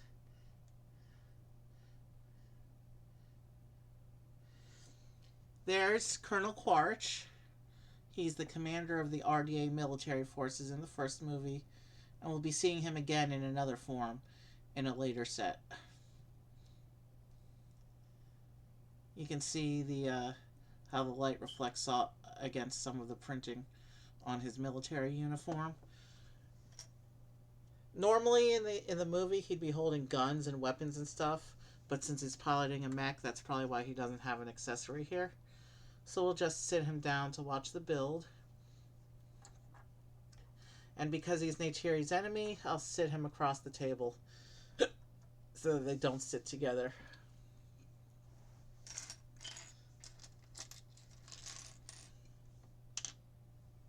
Interesting. We have the canopy piece. Usually the canopy piece comes at the end of the build, so it's kind of interesting that we're seeing it here in the first of the 2 bags. Let's go ahead and start putting this thing together.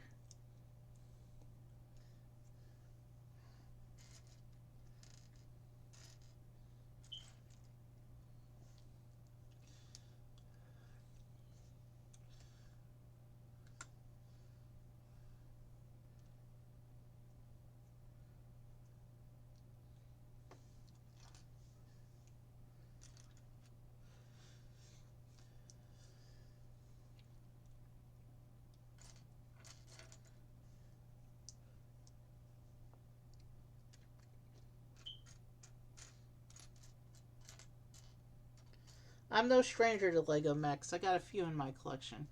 I've got all four of the Star Wars ones and one of the Marvel ones.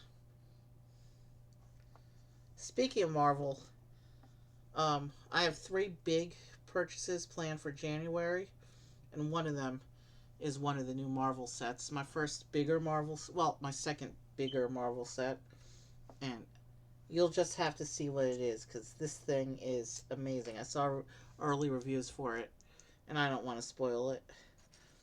But because I don't build a set till the inventory is uploaded in most cases, that's why it took me so long to get to the Fortnite bus.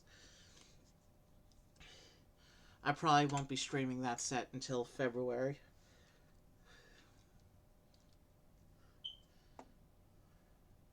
There are lots of Lego plans on this channel.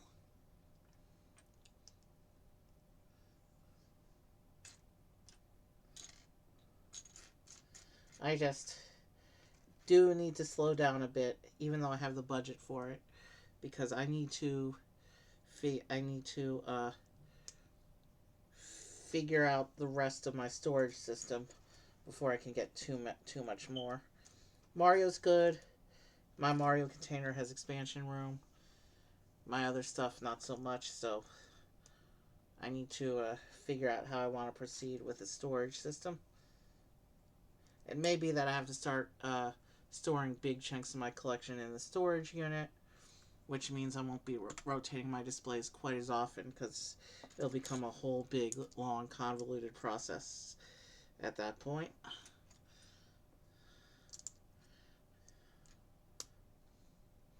We'll have to see how things go.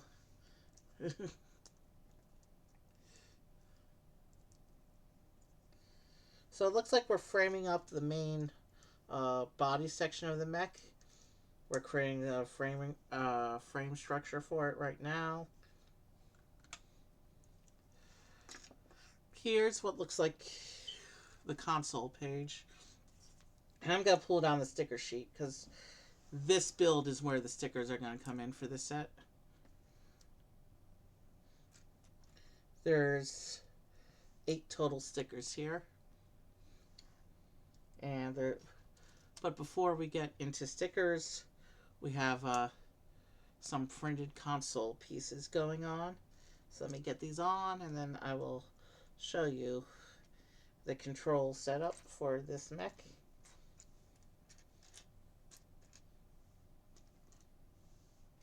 There is a replica of the mech suit in Animal Kingdom's Pandora, but that one's been converted into a strictly science basis without weapons or anything. I'm sure it has weapons to defend against wildlife, but it's no longer. That version of the mech suit is a science craft, not a military craft, but it's based on these original military craft versions. So here's the console setup we just set up in this step with these printed slope pieces, and this will go into the here. This will go into the the mech body section like that. And then we get this little assembly going on.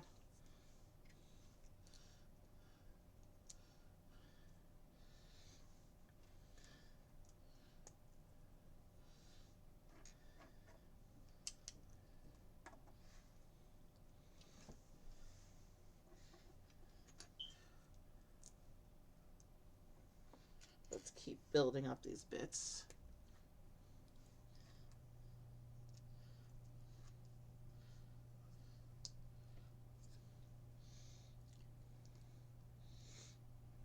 Where's the other piece like that?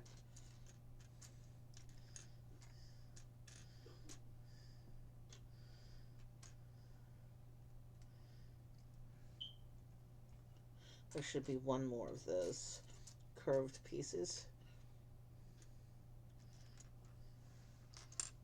There it is.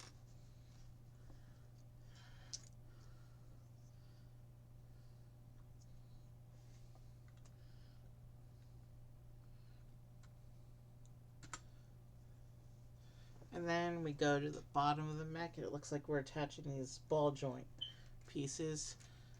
So this must be where either the legs or the arms attach. We'll just have to see as the build develops.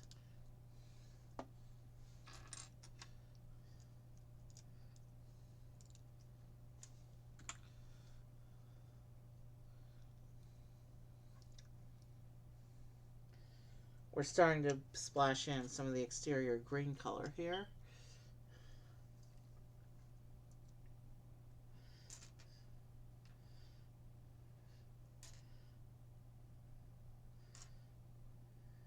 And what you know, we just started the third build.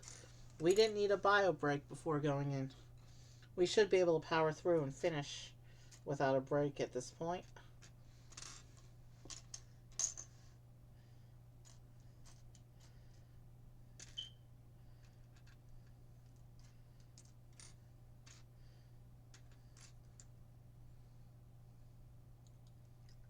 Where's the other piece?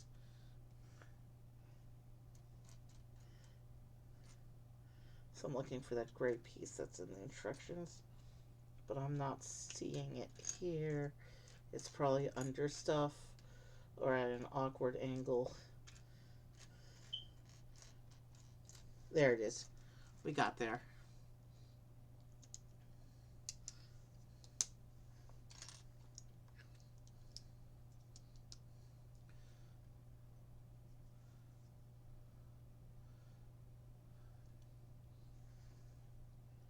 Okay, now it looks like we're starting to fill in some shaping and detailing bits.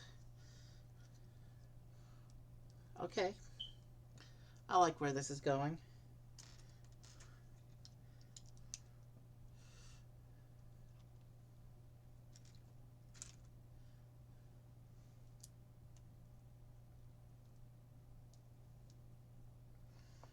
And then they have these bar studs following the contours of the established work.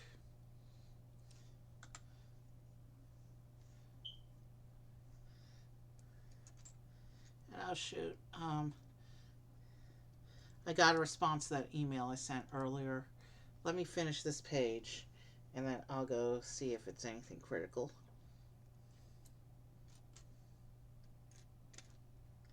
It's a bit late to be receiving email. It's almost 2 o'clock in the morning here. But if it's important, I'd rather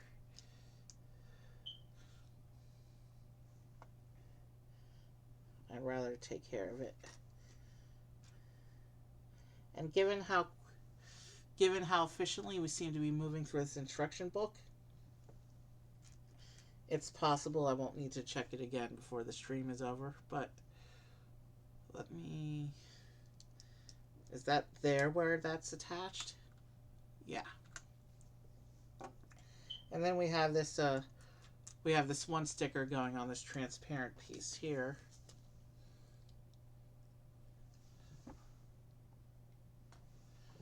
And this looks like a targeting screen. Let me go ahead and set up the sticker on the panel. You see a lot of these these clear back stickers on transparent pieces for monitors. You see that a lot in both Star Wars and Marvel. It's interesting seeing it here in Avatar as well. That's not good placement at all. And then once I finish placing the sticker, we'll take a very quick break so I can check that email. If it's important, I'll respond to it like I did before, and then we'll get back on with the build. Here's what this targeting monitor looks like. I don't think it's going to focus any better than that. But this goes on front of the control area like that. Interesting orientation for the monitor, considering it seems to be facing away from where the pilot will be sitting. Unless I'm misinterpreting how this goes. Well, let's check that email real quick, and then we will proceed.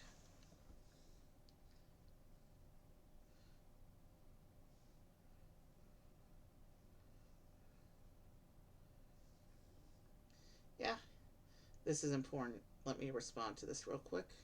Sorry.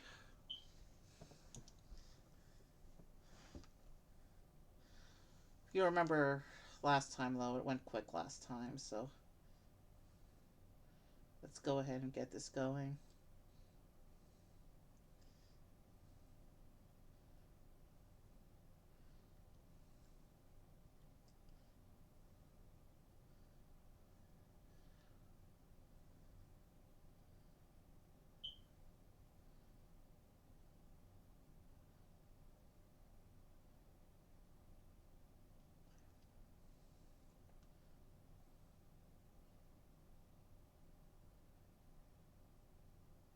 Sorry about this. This is important stuff.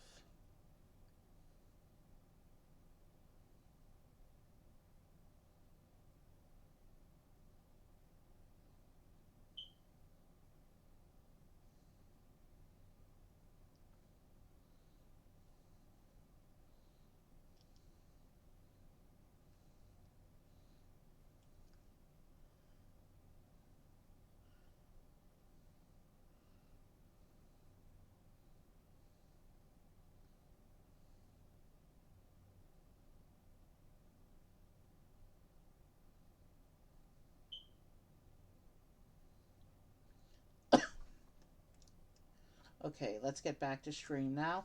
Sorry about that.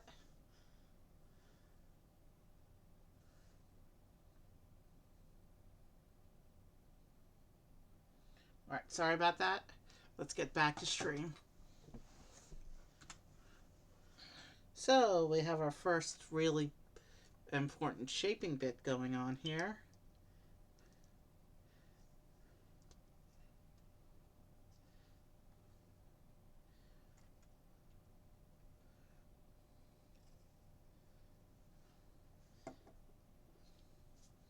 So there. That's that slope piece we just put on, that slope wedge piece we just put on the front there. Now this mech suit is beginning to get its distinctive look.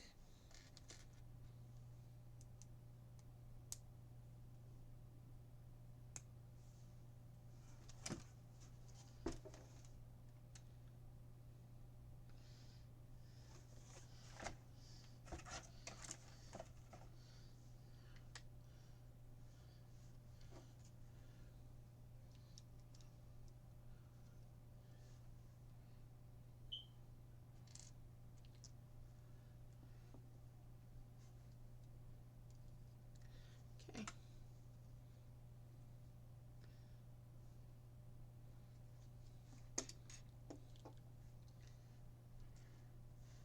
Should be smooth going from here out. It's late enough. I don't anticipate another response to that email before morning, but we'll see what happens. It's an urgent matter that I can't talk about on stream. Well, it's kind of stream related because it has to do with a little bit with the work that I've been doing to create a Lego budget. But I can't really talk about that on stream. There's an NDA involved, so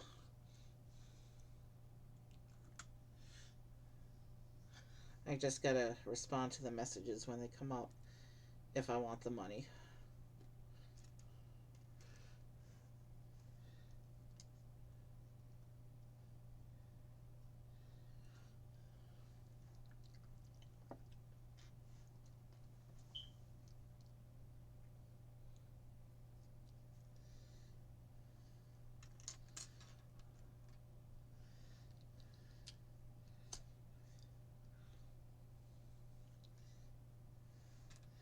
Okay, let's keep going.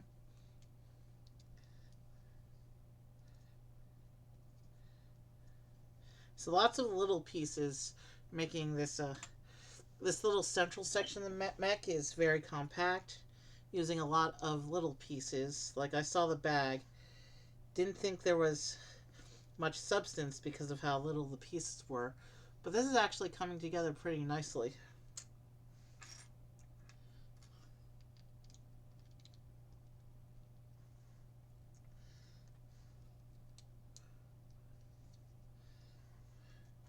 Lots of studs not on top technique with this mech.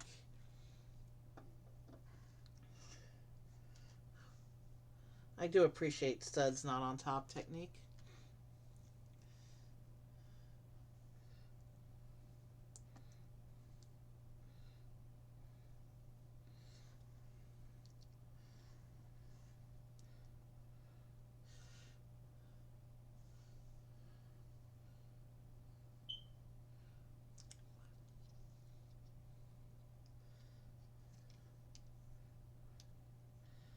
So yeah, it looks like we're doing a lot of structure and shaping bits right now.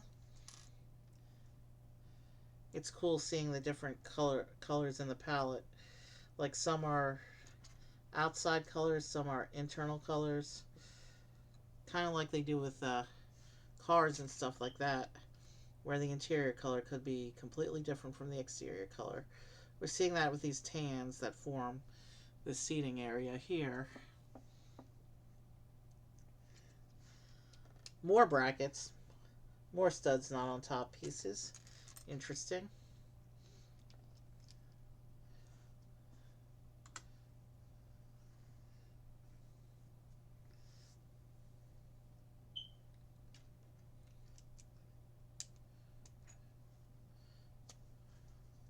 And some more of the main green color splashing in here at the top of the assembly.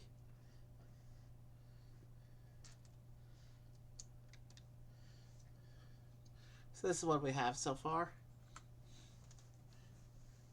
And now looks like we're making side panels for this now, because we're doing an assembly.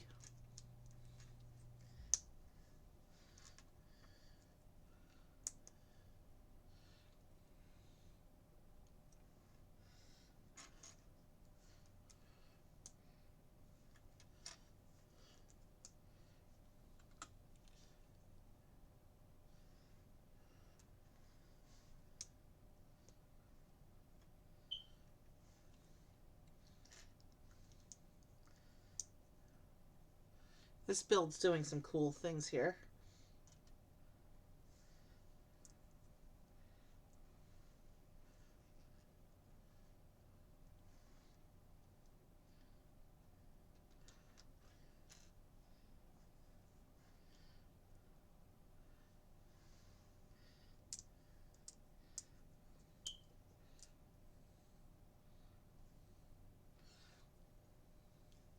Next sticker. Okay, so here we're getting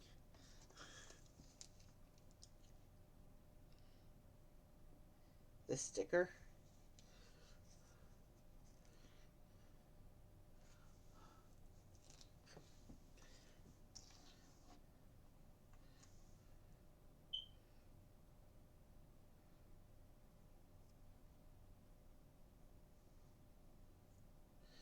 That's what this sticker detail looks like.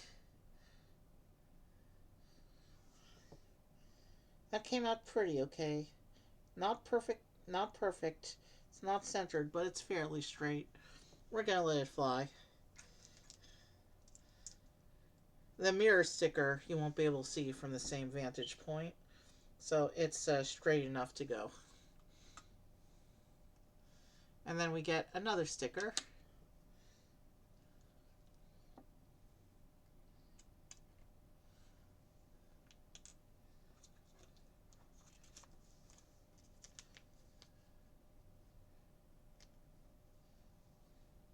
It looks like this particular sticker, is not mirrored on the other side. The other side is going to be plain where the sticker goes, it looks like, because there's only one copy of the sticker and no other stickers of this particular shape and size. So this sticker isn't going to have a mirror match. Let's see, it looks like a logo of some kind. It's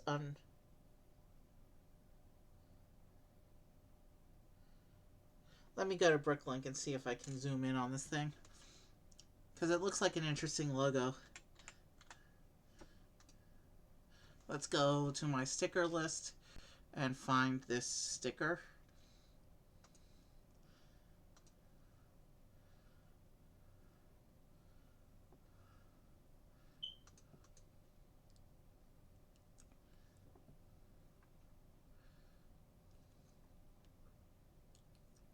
So there's the sticker sheet for this set. There's the picture. And it's, I can't tell from here. It's some word that starts with B and then the word glory. Let's see if I can do some more thought on what that says. Where did I put that piece? There it is. Let me attach that piece.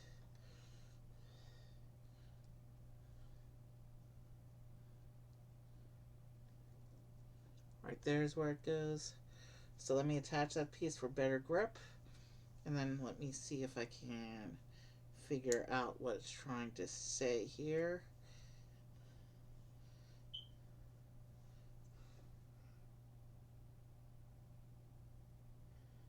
Bound by glory, maybe? Or beyond glory?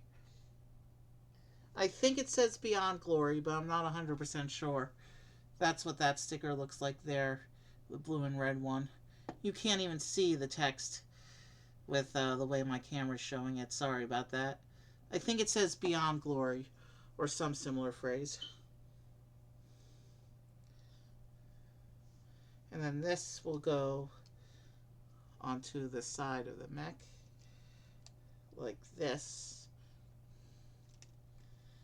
So that's what that all looks like attached. And now, okay, so there's a close-up of some of the detail here. Yeah, it looks like it says beyond glory. That's what it looks like it shows in this picture here. I'll see if I can't blow it up a little more. Yeah, beyond glory. That's what I'm going with here. Okay, we figured out the sticker. Let's go on. So now we're going to build the equivalent mirror section for the other side. And it looks like we're almost done with bag 2, with the first bag of the mech, which means we're almost ready to move on to the last bag of the night, which will be the mech's arms and legs, I guess. Well, I know, because it looks like we're going to run out of pieces building up the body of the mech here.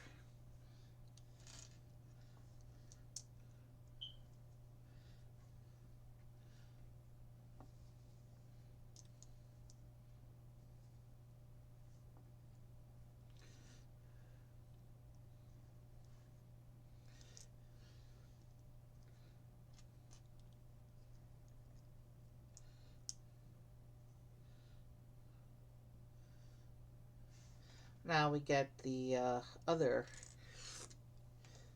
bigger sticker here.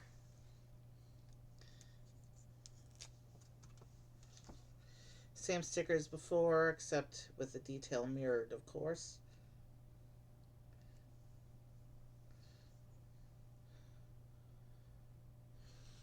I showed you that detail before, so I'll just show off this section as a whole once I finish paneling it up.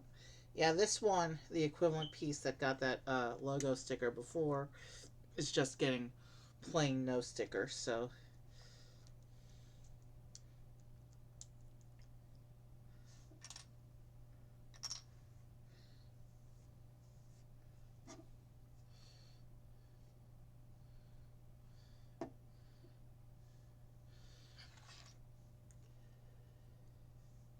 So here's what that section looks like that I'm about to attach.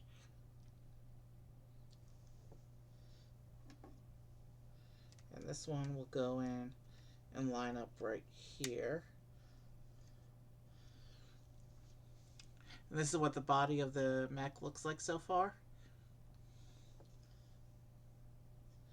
I'm going to turn this monitor around because it's clearly backwards from the perspective of the driver. There's another picture of the mech suit as it moves through the jungle.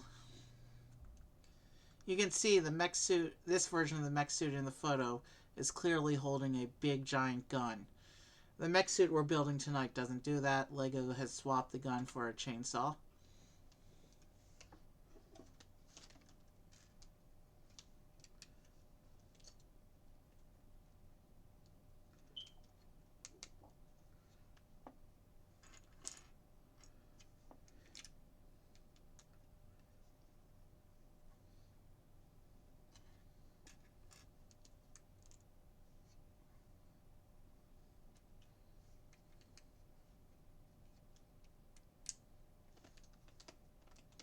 Something's moving around on my little side table.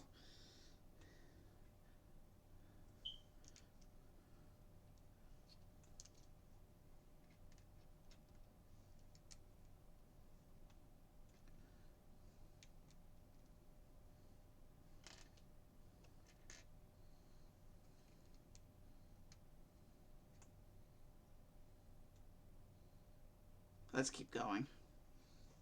That was weird. Do I have a ghost in this room, maybe? Some nice little shaping bits.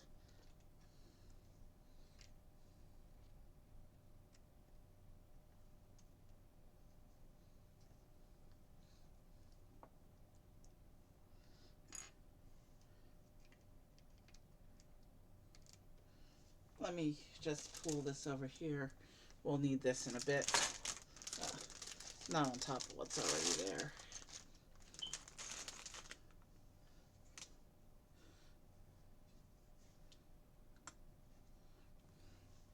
Here's another little assembly. Okay, it's back heavy now, so this assembly is probably going to be for the that movement may have just been things settling over there. I don't hear it now that I moved the bag out.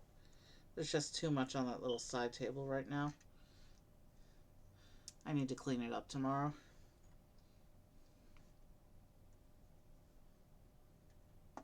So it looks like we're building the back paneling to finish the details for these other studs on the side here that are on the back.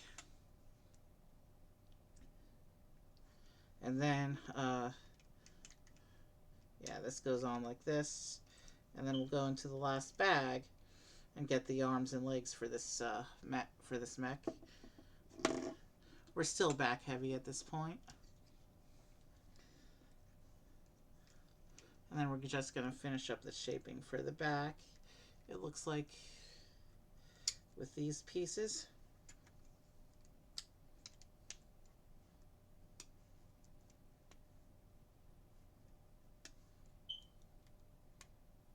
And then we come around to the front and we attach the canopy piece. So this is the body of the mech. And you can see the detailing all around. How it's very nicely paneled and tiled off on the sides for a chunky but smooth surfacing here. And you can see inside, there's the little control area again. And I'm going to put this canopy on and lower it down. And that's what the main body looks like with the canopy attached. Now let's, it's going to have us open the last bag now. If you were building in strict bag order, this would be the second to last bag, and then we would do the jungle at the end. But since I did the jungle first, we're going into the final bag of the evening. And our people are drifting off camera again, so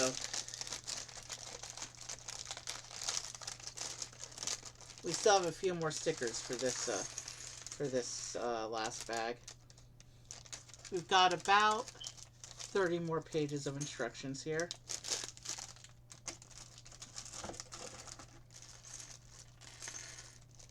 Let me see something real quick. Interesting.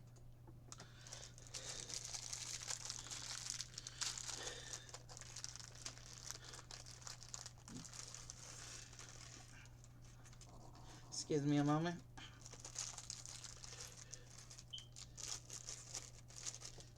let's get right into it.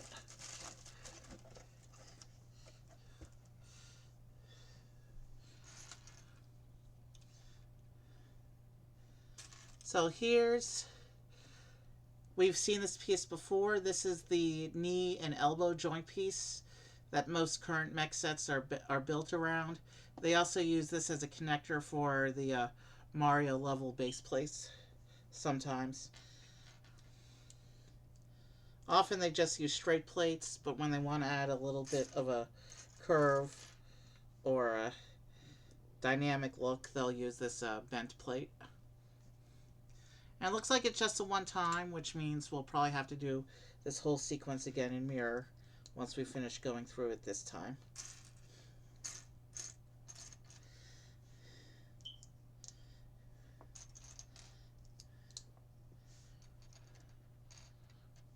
We're 2¼ hours in.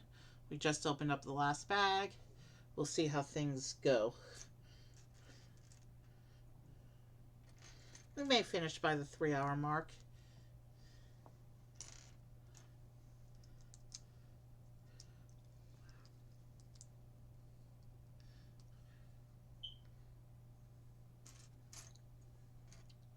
This parts pile isn't terribly substantial. And given how chunky the legs are going to be, I have a feeling the arms are going to be pretty simple.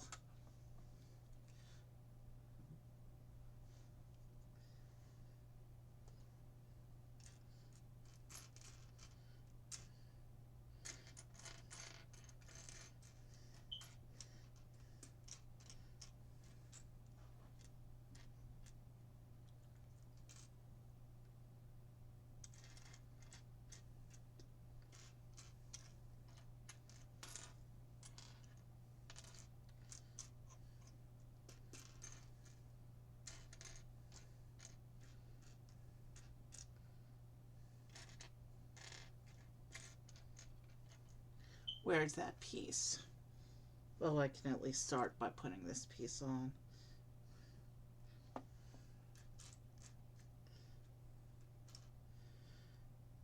And these gray grill bits, these are actually the slightly shiny metallic gray silver pieces that they do.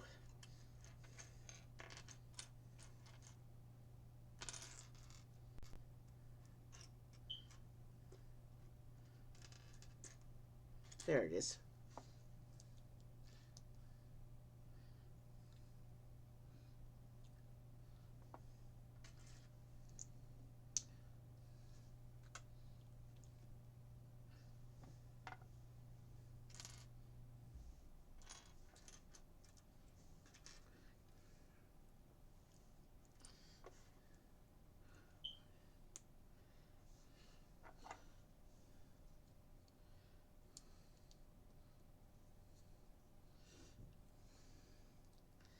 Yeah, this leg is coming together nicely with a lot of nice detailing going on.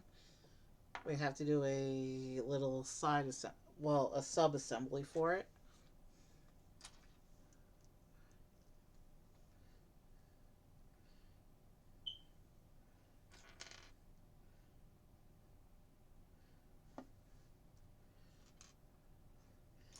Okay, we're looking for a little green slope.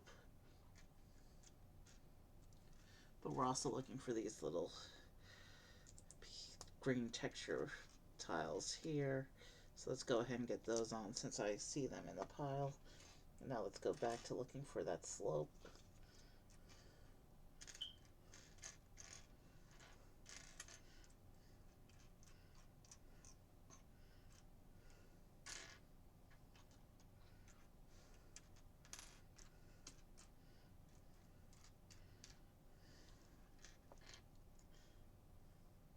There's one. Let's get that on.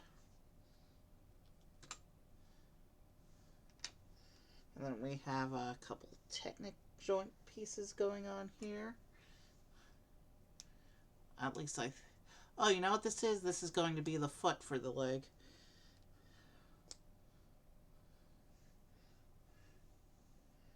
I think. Can't swear to that, but based on the shaping, and the position of the joint. Yeah, I called it. So that goes there, and then this will attach here like that. It can't stand yet, of course, because we're missing the whole other leg. So let's go ahead and build up the other leg so that we can make this thing stand. And then all we'll have to do at that point is add the arms and set our exit scene.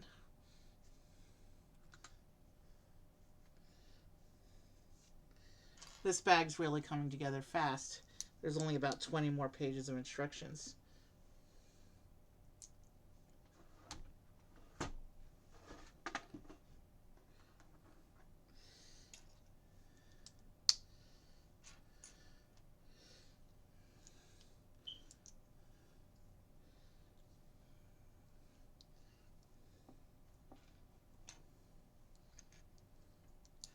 I do like all the little detailing going on with this little model. And it's so much different from anything else we've done in Avatar so far. But it's a sign of things to come. We're going to have a submarine. We're going to have another water-based mech suit. We're going to have a VTOL air vehicle. And we're even going to have a little bit of a base facility going on. So, although the base facility is not technically the military group, there's a group of scientists who decided to break away and be good guys and not participate in the big war. And yeah, well, unfortunately, that was a bad idea on their part.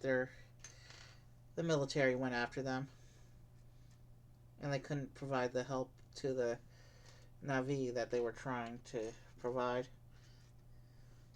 But yeah, there were some good people who tried to break away from the military faction.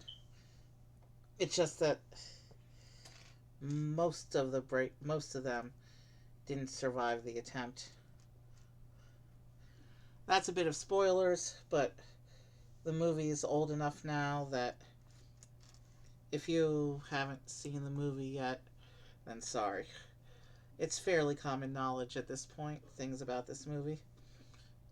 Now the sequel, I'm trying very hard not to spoil, because that's new enough that not everybody has seen it yet.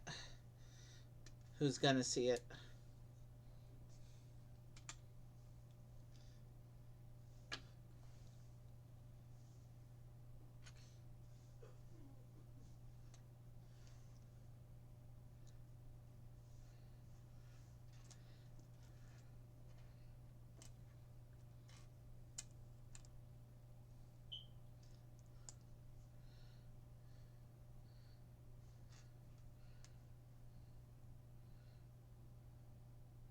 I need one more of those texture tiles.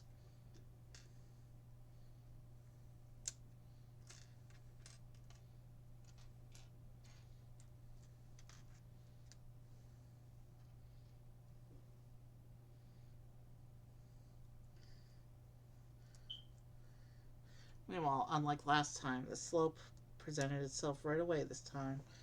But now it's the second copy of the texture tile that's proving to be hiding. That's a regular tile, regular.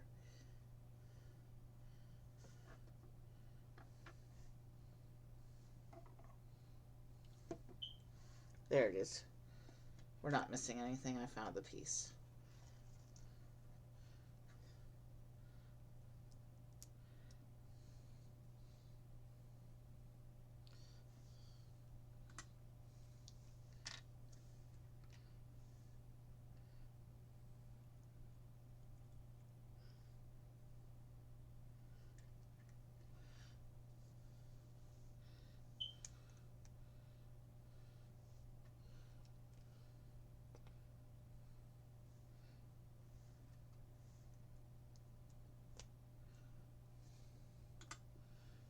And this one will attach like this.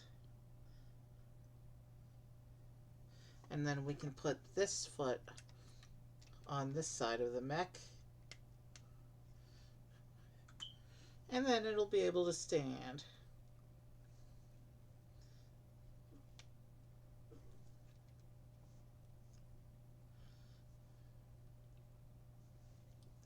So this is what the mech looks like with just the legs attached. Obviously, it still needs arms. But at least we can stand it up now and set it off to the side while we build up the arms. So it looks like the arm assemblies are also going to be separate builds, mirrored.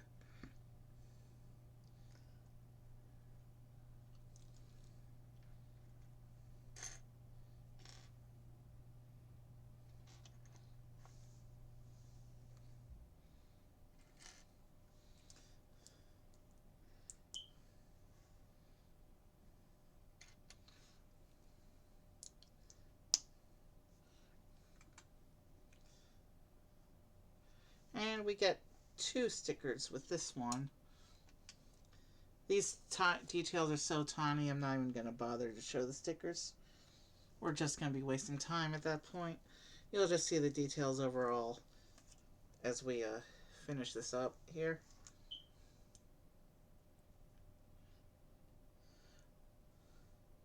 Normally I'm all about showing the sticker details, but here it's just mechanical panel lines, and they just add a little bit of detail.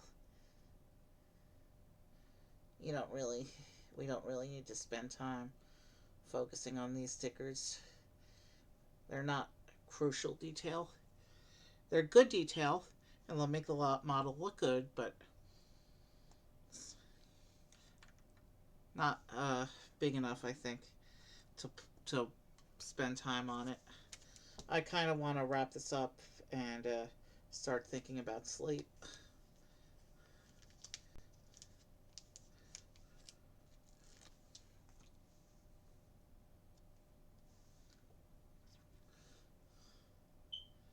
We're so close to the end of the set now. We're about to hit the 2.5 hour mark.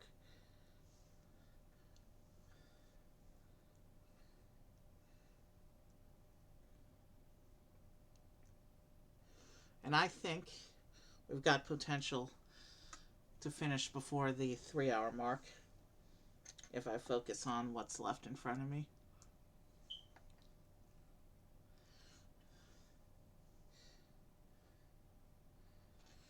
Like I said, I don't really care about build times, but this was a midnight stream and it is kind of a substantial set with 3 builds. So yeah, we're getting to my limit for now. I'm enjoying this though. I like this set. It does make me a little sad what the humans of Earth do to Pandora though. We'll be seeing this theme across the next couple sets before we get to the final set. The final set, I think, is a great celebration of Na'vi and Pandoran life, which is why I'm saving that set for last. The invaders are done. There's no sign of the human invasion in that last set.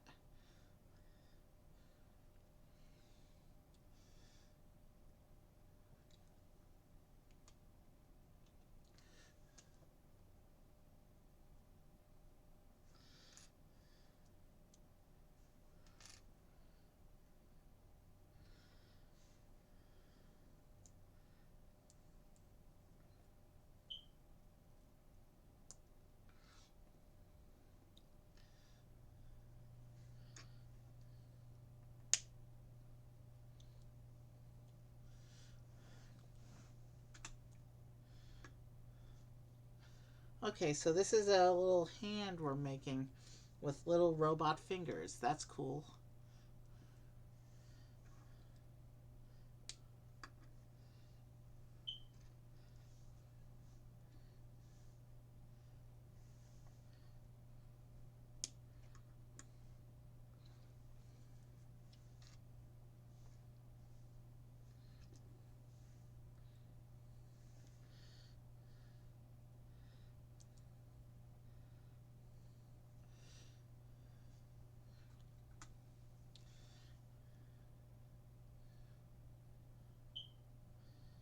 So this arm is going to go onto the side of the mech like this. And then you can pose it out a little bit and like that. And now we need to build the other arm for the mech.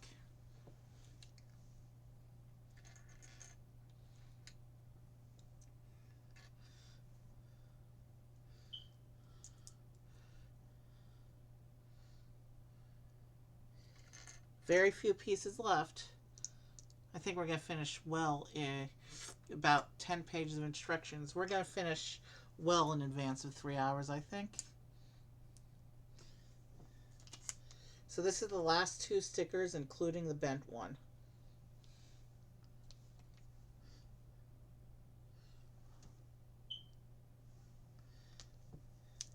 This one has this particular sticker has a number 11 printed on it. So that must be the vehicle's identification number within the military system.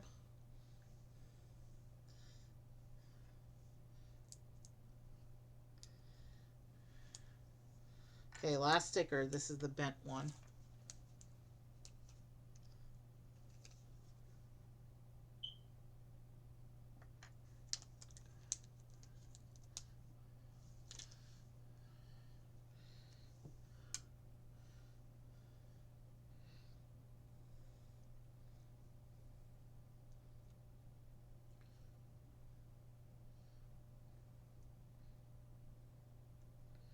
Okay, it doesn't look like the bend in this. It doesn't look like the bending of the sticker sheet actually creased the sticker. It looks pretty okay. I think we're fine. But I'll show you the one sticker just because there's a number on it. There it is. You can see the number 11 on that one. And there's the empty sticker sheet. 8 total stickers, all on the mech build. We'll toss that aside and continue.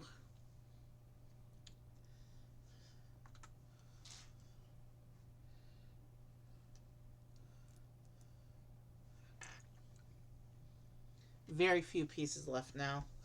We will finish this hand, and then it's going to have us build the chainsaw that the mech will hold, and then we'll be able to set up our exit raid after setting the scene. Final show off of all the stuff, because this was a pretty, even being the smallest set from the first wave in terms of price point, this is still a pretty substantial set with a lot of stuff in it. That's one of the cool things about this series. This series always gives you a lot of stuff in its sets. Even the 2 small water sets that are 1 water creature each, in addition to the main terrain base, gave you a second piece of coral and a second character to swim alongside it. So even there, even on the 2 small sets in the Avatar series, they give you a lot of stuff. And here we have a whole animal with rider. We have a combat vehicle with rider, and a terrain to set a pretty substantial terrain to set the battle in. So this set too, also a lot of stuff for the price point. Yes, the Avatar sets, most of them are at the expensive price points, but that's because they give you so much stuff. More than other themes, particularly licensed themes. It's too bad that we're probably not going to see another wave of Avatar when the 3rd movie comes out in a couple years, because when they announced retirement on these a year ago, it still took them a year to sell out their supply. They weren't sold out on LEGO Online till a few weeks ago, the last few sets. They're all sold out LEGO Online now. You can still find most of them for reasonable prices compared to the original prices on the secondary market. You can still find the big one at less than its original Lego retail price.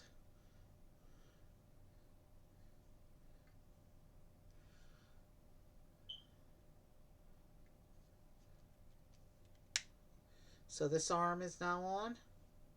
Let's go ahead and pose that up. Sorry that was off camera, but with joints I would want to do precision placement. Okay, and now we just have a little detailing around the back here, it looks like.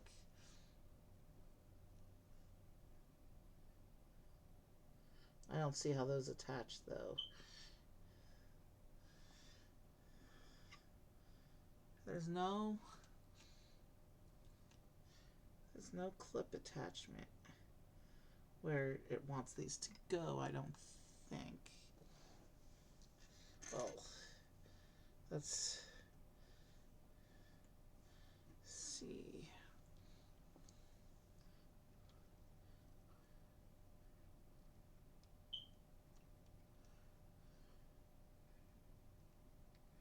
Are they supposed...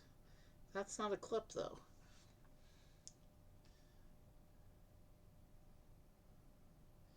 Oh, is it these bits here? Yeah. I figured out where they go.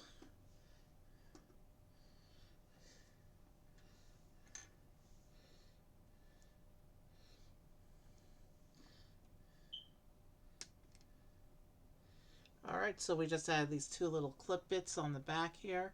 Those two little pipe bits coming off the back.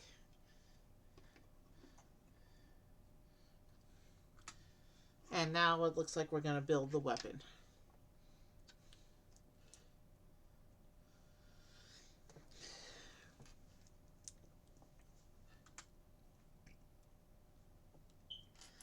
And that's a cool technique, how it uses these tooth plates to create the blade effect.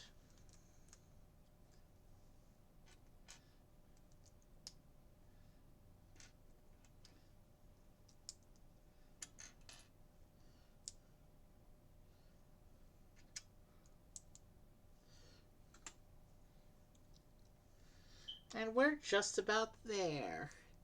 Let's finish putting up the surface of the chainsaw bit here.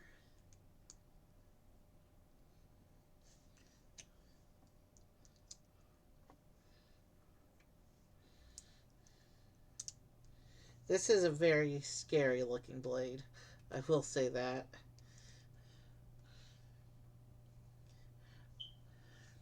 It may not be a gun, but still very high threat. This weapon they've created for the mech here. That's a very intimidating looking weapon that they've created. And how is this supposed to go on?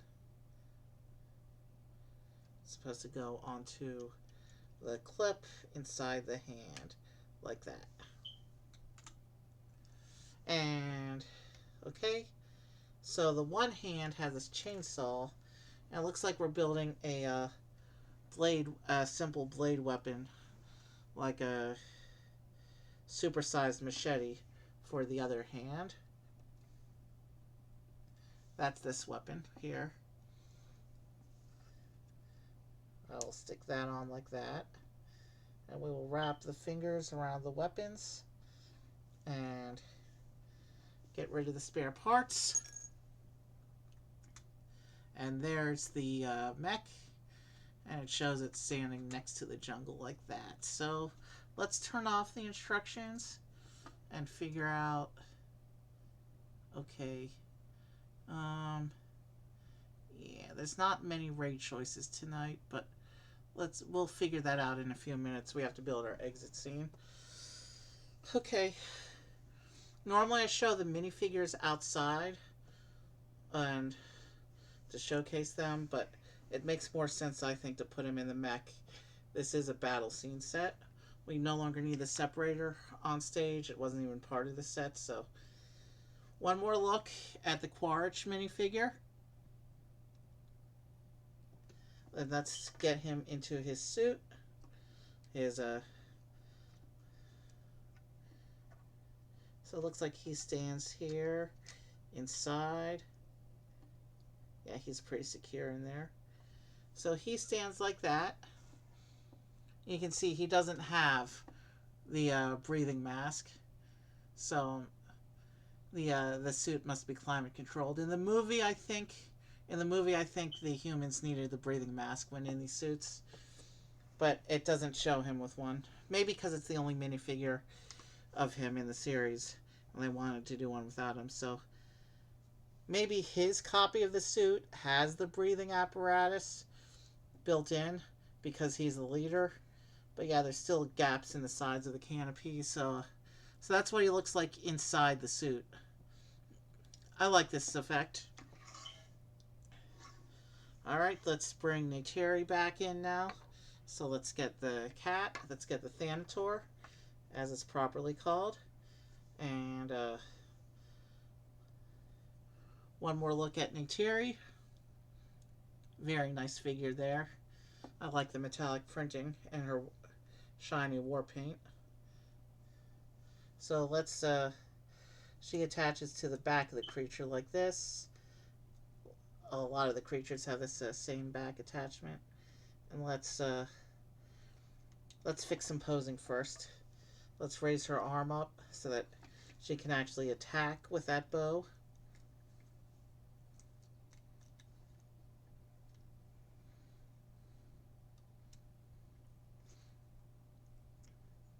And now let's take the tentacle on the other side and attach it to her hairpiece. So now she has established a psychic link with her Thanator. I keep calling this a cat. It's not really a cat. It's kind of like one of the big apex cats, but it's not really. It's more of a dinosaur thing.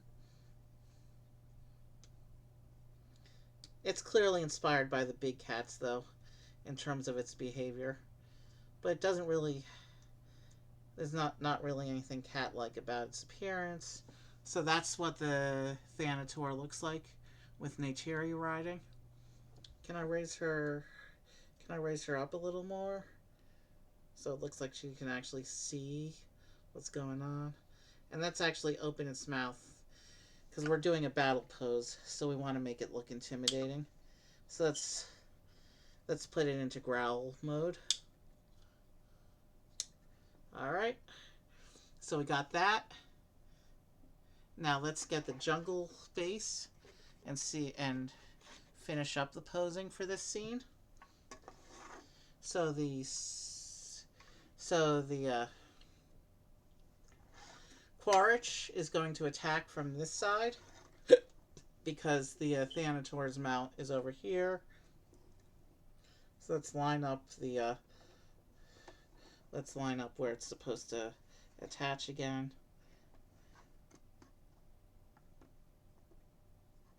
And then we'll pose it so it looks like it's starting the jump. So the back legs will be down here, just barely touching the ground. And this little flower fell off again. Big flower, I mean. And then let's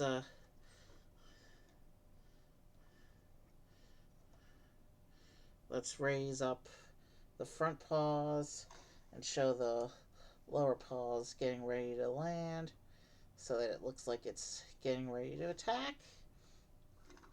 And then we're going to lose some of the detail given how dark the thing is.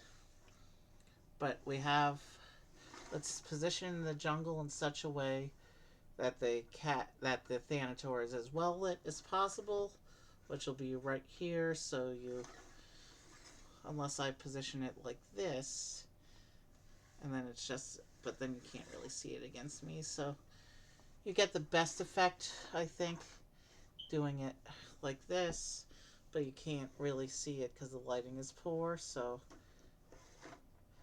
there, you can kind of see it like that. I'll move the suit in like this, and it looks like they're doing circles around each other. And I guess that's as good as an exit scene. As I have not received a response to that email, so let's go ahead and figure out a raid out.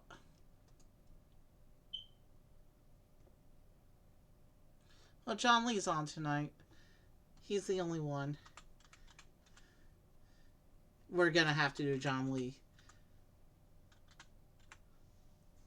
We didn't quite make it to the couple European musicians I have who show up at 3 o'clock in the morning. And I'm not going to sit here and stall for 10 minutes just for them. So we're going to raid John Lee. He's my standard late night raid. Hopefully he's there. Sometimes he just has his music loop going. And he's not actually there. But let's see. Let's see if he's there tonight. So this was fun. This was the Neytiri and Thanator versus Quaritch mech suit set from the Lego Avatar. Again, you get the Thanator, you get the mech suit, you get two minifigures, Neytiri and Quaritch, and you also get this nice little bit of jungle for them to battle in. So, very substantial set at a very nice price point. I had fun tonight, and this will look good in my Avatar setups. Have a good night, and I will see you soon. Actually, I will see you in less than 24 hours. I have a Saturday night stream. More Lego. We'll be doing some Lego Mario. I have a really special final Lego Mario set for the year. You'll see what we got tomorrow night. Have a good night. Or actually, it's tonight, because this was a midnight stream. So I'll see you in just a little while with one more big Lego build for the year. And then after that, I have one more Lego build that's comparable to this in piece count. I think it's around the same piece count. Similar. So we have two more Lego streams this year and one or two other streams. We still got a lot of content left for the holiday season, hopefully. And I will see you soon. Have a good night. We still got a lot. And I will see you soon. Have a good night.